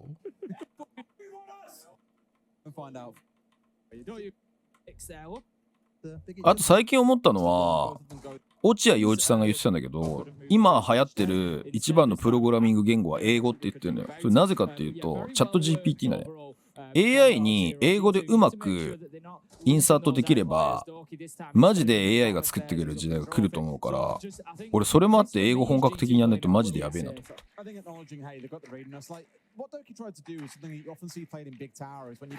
文系未経験者でも大丈夫だって会社はちょっと気をつけて分かる。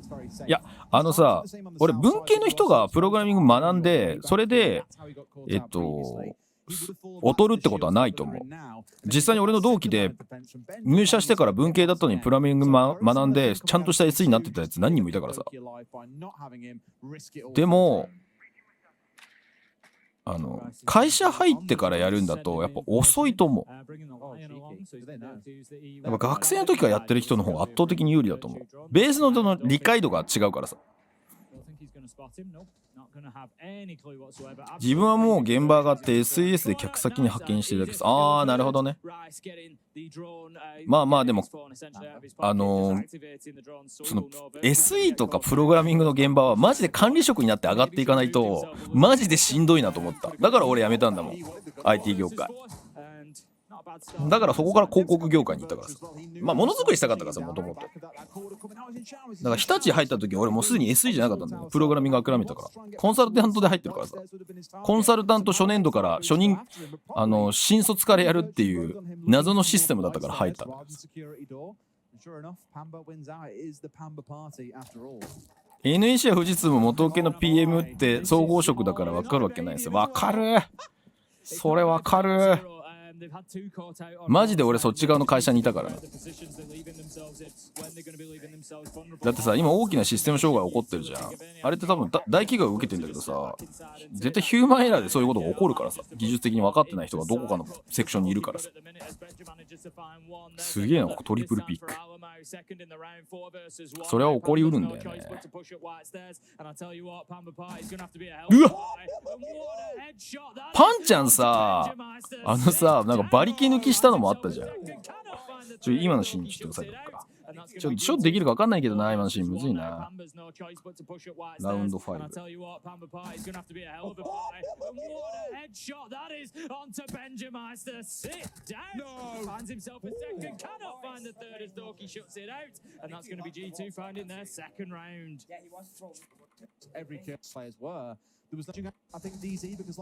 彼らは早くて3年したら別の部署行きますね。あ、それね、社内のローテーションルールがあるんだよ。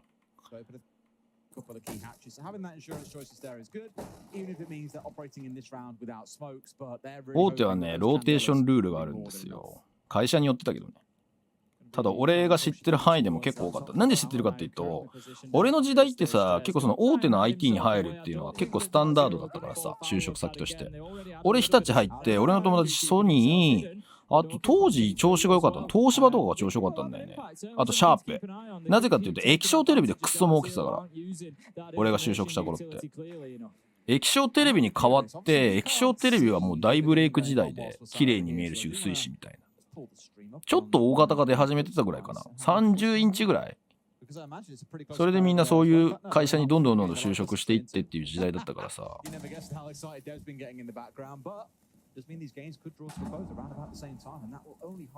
だから他の会社の事情も大学の時の友達がいたからよく知ってんだよ。そう、階段の一枚閉めるっていう謎のムーブをかましてたよな、今度の実。いや、俺全然すごくない。親が大学院まで出させてくれたから就職の時に選択肢が多かったってだけだよ。俺自体は全然優秀じゃなかった。ガチで IT 業界における俺は。広告業界にいて優秀かったかっていうとそれも違うんだけど、ね、単純に飽き性だからさ、いろんな業界行ってるってだけ。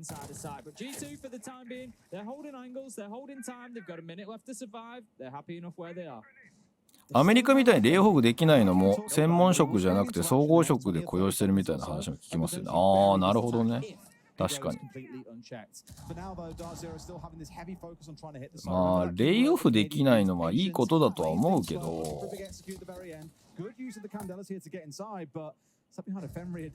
いい国だなと思うけどさ。いや、いいカバーだねこれ。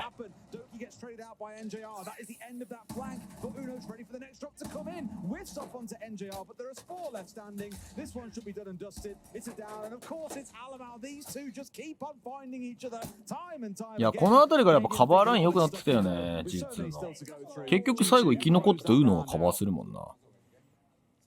英語ってどうやって勉強しますか？ちょっと来週ぐらいから本格的にやろうと思ってるんだけど、一つはオンラインの英会話スクール入り直します。毎日30分か40分海外の英語のネイティブの人と喋るってやつね。安いんだよそれ。月額3000円とか4000円とかでやれるところがあって、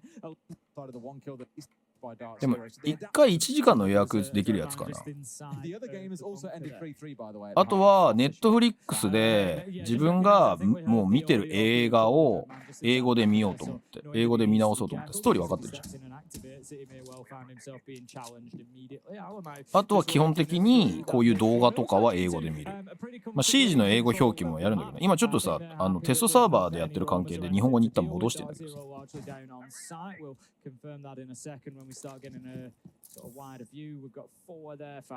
外人の彼女な。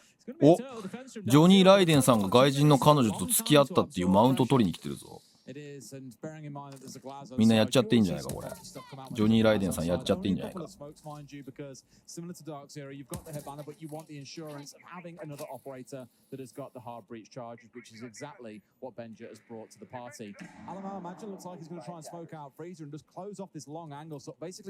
3-3で折り返してるのがダークゼロすごいんだよな。3本取ってんだよな攻撃ね。いいよいいよ、許すな。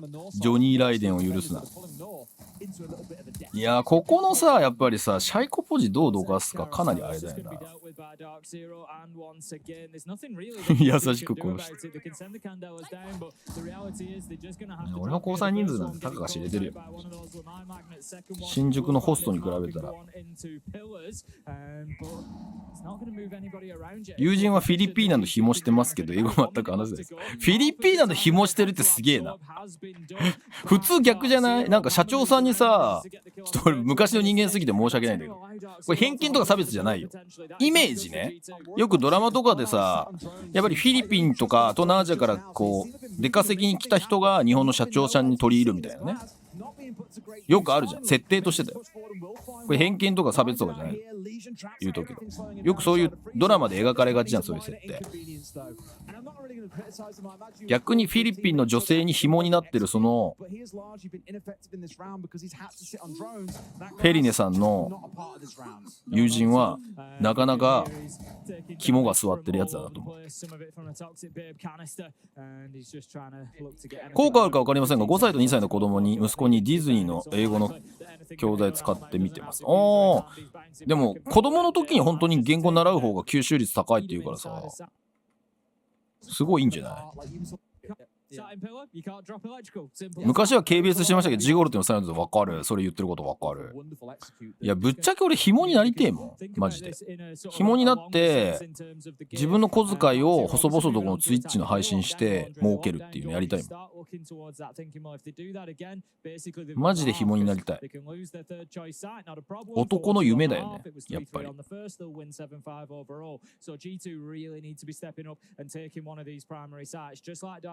were able to do to them. Alamo knows there's one downstairs. Beautiful little peek around onto Pamba, takes down the Oryx, and that is a great start for G2. Exactly what they needed. 6 nades on side as well. They're really bringing the fireworks to this round at the very least. And the things with the Wamai on side, I thought about it last round when we saw that there were no nades coming on glass. うちのじいちゃんフィリピンの女性に1億近く貢いでたのを去年破格しました。すげえなじいちゃん。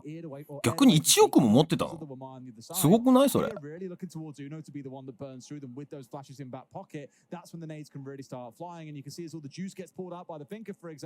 なんかこの試合さ、なんかカメラが微妙じゃない？いや、うまいんだけどさ、全体的に。なんかキルの肝心なところ映ってないから、盤面を追うの結構難しいな、今改めて見ると。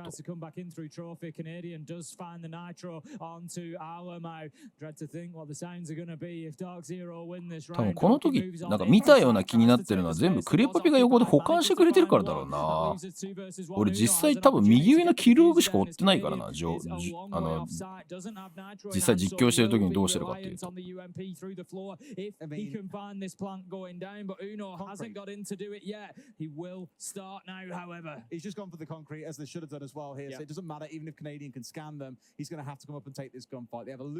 カナさん一人残るとなんかクラッチしてくれる感じしないよ。残念だけど。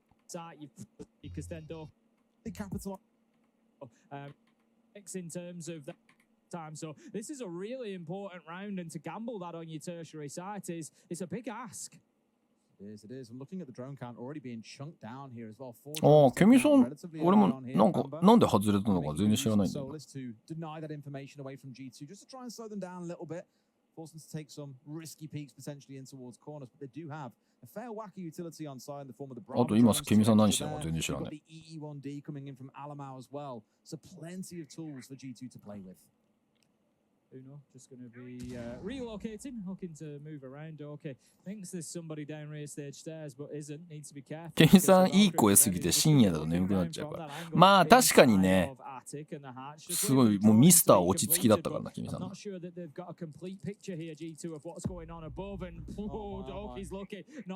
もなんか解説っぽい解説じゃない？やっぱクレパピが異常だと思うんだよな。解説であそこまでワーキャー言う人ってさ、多分他のスポーツ探してもいないんじゃない？い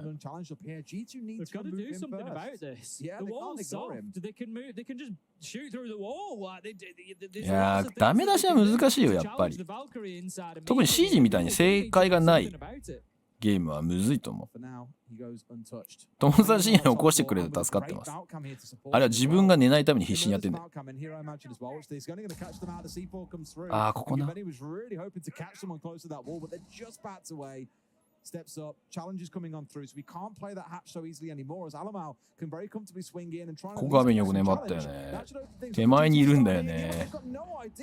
The Gaveni's still so close. A couple of kills come through. Doki and Benja, a couple more back the other way. It's neck and neck between these two, round after round, Tim. Yeah, G2 somehow come away from that exchange on top. It's unfortunate for Dark Zero, really, because they did a great job inside of Attic there. G2 really with no idea. They knew somebody was kind of there, but they didn't know exactly. いや、画面よく頑張ったんだけどな。A lot of damage finally going to be downed. It leaves it all up to Pamba in a 1v2. We see the Candela. No, it was a track stinger, sorry, coming in. It's the Gridlock who's actually on site. Doki manages to. いや、でもお互いに攻撃やっぱよく通してるよな。この結構 G2 どっから当たってんだろうっていうぐらい広く広がってんのに帳尻合わせるもんな。岡本さんの解説はもう神の領域だったんじゃない？俯瞰でもめちゃくちゃ物事見えてたもんね。今は多分高知に帰ってお医者さんやってると思うけどな。研修医終わって研修医終わるまではなんかコーチじゃないみたいなこと言ってた気がするんだよ。Here, it feels like though Alamau's the one getting to have all the fun playing on these wacky operators like the Blitz in this round. まあ8年もやってるといろいろあるよね。当然ながら。Okay, just trying to patrol around the green corridor for any roamers that may try to. やべ、今日13時までしか午前配信できないのにさ、思った以上に時間かかっちゃった。3マップでやめとけばよかった。全然余裕あるかと思って余裕なかった。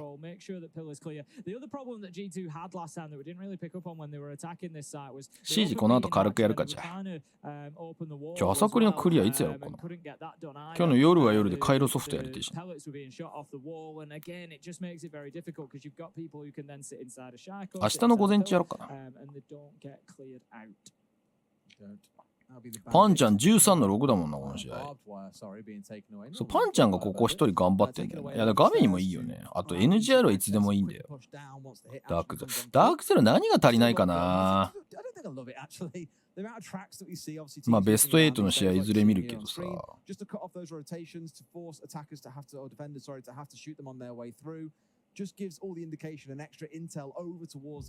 ここでベスト8 2試合目じゃん。この後確かあれだよね、NA ブラジルでロスにボッコボコにやられんだよな、ダークゼは確か。7-0 で負けるやつだよな、確かな。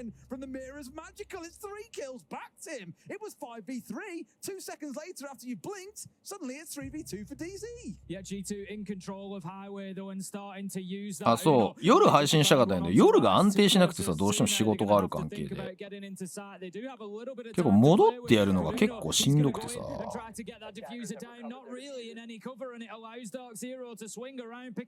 いやらしい守りするね。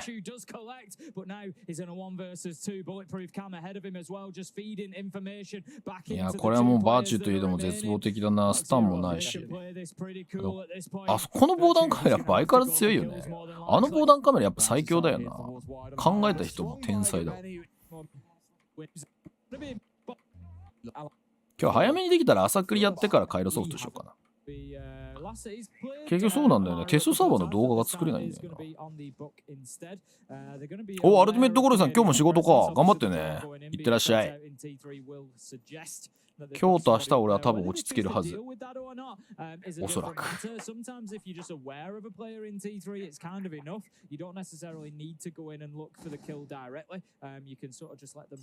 午後ジム行こう。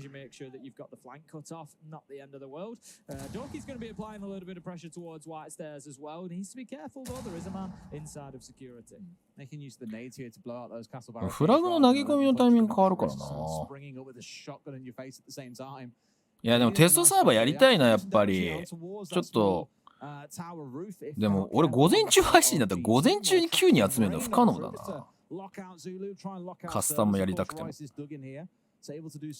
お、福岡の両親来るんだ。いってらっしゃい。いいね、旅行もしたいね。マジでメジャー終わって一段落だからな。いろいろやりたい、ゆっくりしたいっつっても時間的制約が。だからといって別に他の仕事してないわけじゃないから。information, try for a vertical nade. He's got 2 in pocket still, so we'll be looking for maybe a little bit of a freebie as an opportunity there, but no, the nade comes in. いや、絶望のフラグ。なぜか生きてるライス。いや、ガジェット使い切ったよな、ここで。ハードブリーチングチャージも使ってるかな。あれは15の10だもんな。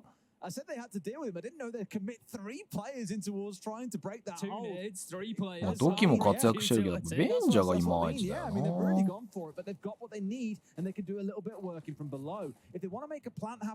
テストサーバーでフラグの爆発範囲ちょっと広がったよ、選手。わかんない。そこまで検証しないからな。両親ともに仕事リタイアしてるのにメジャーもリアルタイム見れてて、そんな昼夜逆転で見てたの？すごくない？ご両親。area here with 10 seconds left to go. They just have to sort of jump in and go for it and hope that the cover is there. There is a man playing hard left of the window. You can see NJR is going to be in an important position. Gets one. Can he find another? No. Gets shut down. That's going to give Uno the opportunity to plant here. 2 versus 2 as the kills come in. 1 versus 1. Uno most likely loses this. 当たってるけど間に合った。Has to kill. Yeah. Felt like with Doki. Side is very defensible. G2 when it the shield staring right down at it and the defenders can't easily push into you. Use the other one really to then actually look. いや、ウーノはだいぶ良かったけどね。特になんかフェーズ2以降相当効いてた気するけどね。さっき見てたそのベスト8の試合は完全にウーノ大活躍だったけど。やっぱ当たり方が一番後ろの役をやりつついけるところいけっていうか勝負するとこ勝負しろって感じだからやっぱヒロイクとかにいた頃に比べると明らかに前目っていうかキルポイントウーノも担当しないといけないって感じになってるからね。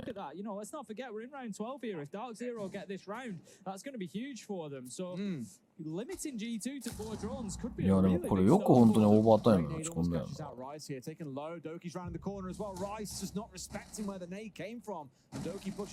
や今ポジション的に引けねえよな。この位置入っちゃったらポジション的に引きづらいよな。引くという判断が良かったのかどうかって感じだよな。ウ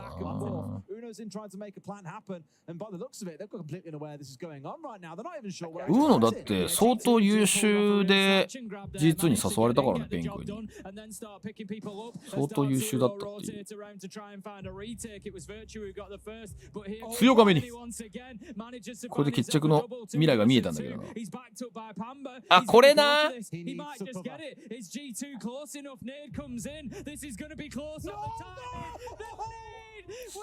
フラグ間に合った事件だ。これいいな。ラウンド12。I've been dying to hear that line for months at this point, Tim. Whew, I think it was like 500 milliseconds left on the into this game. What said it'd be 10 seconds left time right now. Absolute madness. I assume Space Station just won. I don't know if you can hear Dev Martyr on our stream, but we can hear Dev Martyr very clearly. やっぱこの試合ベンジあんまり聞いてないもんな。G2 が優勝するためには W7M みたいにハードに打ち合ってきた相手に対してベンジャとかが抗えないと無理だろうな。なんかここだったら勝てるみたいなポイントを作らないと本当になぎ倒されていったからな。Did all the work that was required. Again, just absolute chaos across both games at the minute. I love it, Tim. The favorite part about the early stages of tournaments is just the absolute madness you get in what's normally unexpected matchups. This one is the kind of game you'd be used to seeing, but Bliss, for example, really testing SSG is just incredible to see. It is Virtue just going to be getting in, opening up those hatches, and again G2 going to be looking for that rear-sided push if they're opening me. いやあれもう解除通って試合決まったと思ったもんね。今頃インビ出場チームは W7M の倒し方考えてるんでしょうか。いやオフですね。みんなオフを満喫してます。とりあえず12月入るまではやんないんじゃないか。多分2月上旬だから、まあ、12月に年明けまでオフっていうチームはほとんどないと思うけどね。年末年始はオフにするとしても12月からはやんないとダメなんじゃない？コスモイングさんこんにちは、いらっしゃい。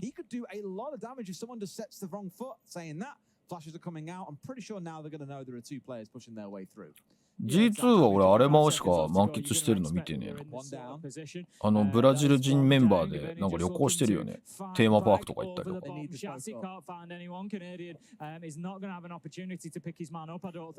こ締めてるの秀逸なんだよな。ここ開けるのも秀逸なんだよな。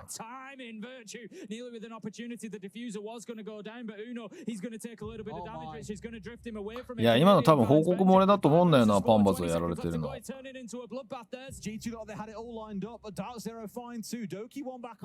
状況的に見てさ HP 削られてるけどダークゼロがまだ有利なんだよね。人数削ってるから。今のカウンターもさ人数かけているの優秀だよね。ドキ今のむっちゃう。まあでも足見えてるかあれ。いやこれ通すんだよね。これすごいわ。でもこれエリアを取るっていうことの大事さを物語ってたよな。なんでブルーバンカー取らないといけないかっていうのが今ので全て出てたよね。わずかに足見えてね。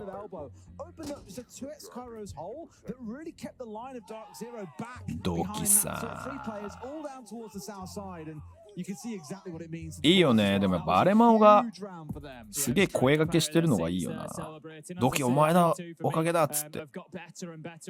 クレストは12月から活動再開そうです。クレストもう12月から活動再開するのすごいね。スカーズのちょっとスクリーム相手になってあげてほしいな。平井優さんこんにちはです。累計で2ヶ月のサブスクありがとうございます。is going to be looking back down in towards site with the warden of Benja as well.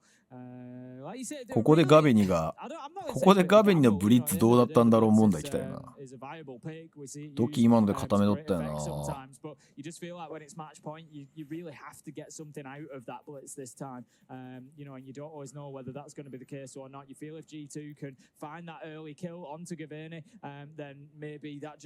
まああそこまでボコボコにやられたらさすがにあれももう声出ないでしょう。まあでもどっちかというと雰囲気的よりもやっぱ戦術的にアレマがファーストで当たれなすぎて何もリズム作れなかったってイメージかな。スカーズはブラジルでブートキャンプ募集してるみたいです。あ、そうだ、俺なんかそれちらっと見たんだよね。それのソースってどこにあるの？スカーズが言ってたそれ。スカーズの公式アカウントで言ってんの。なんか別の人でなんかまとめで見たんだよなそれ。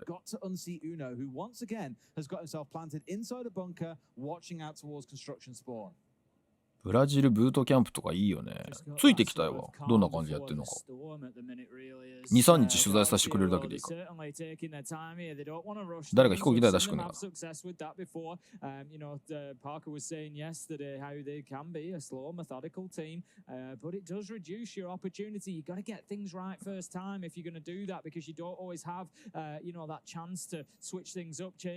確かスカーズのアナリストの方がツイッターで募集してましたね。へえ。でもそのインビの前ってことだよね多分。インビに早めに入ってって感じだよね。12月に行くとかって話じゃないよね。しれっと2と止めた。い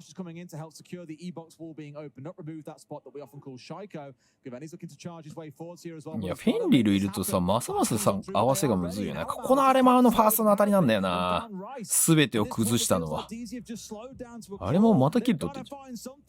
そうもうカナディアンが降りた頃にはもう全滅してるから。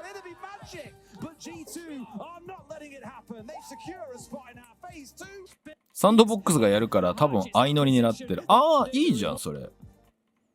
それはでもサンドボックス相乗りっていうかサンドボックスを相談したんじゃない？それはいいことなんじゃないか。コストかかりすぎるからな。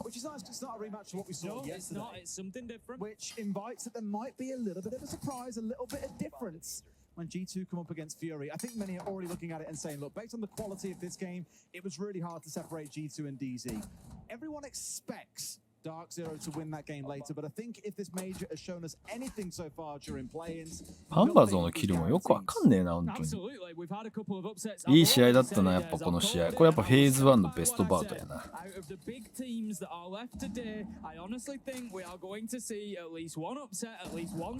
あパンバーゾーはこのメジャー頑張ってたよな。でもやっぱダークゼロ足りないものが多いよな。だからエネーゼはマジで足りないもの今回多かったね。やっぱ綺麗なシージしようとしすぎてるがあまりなんか勝ちに行く選択肢少ねえなって思っちゃった最終的には。なんか難しいこと言ってんだけどさ。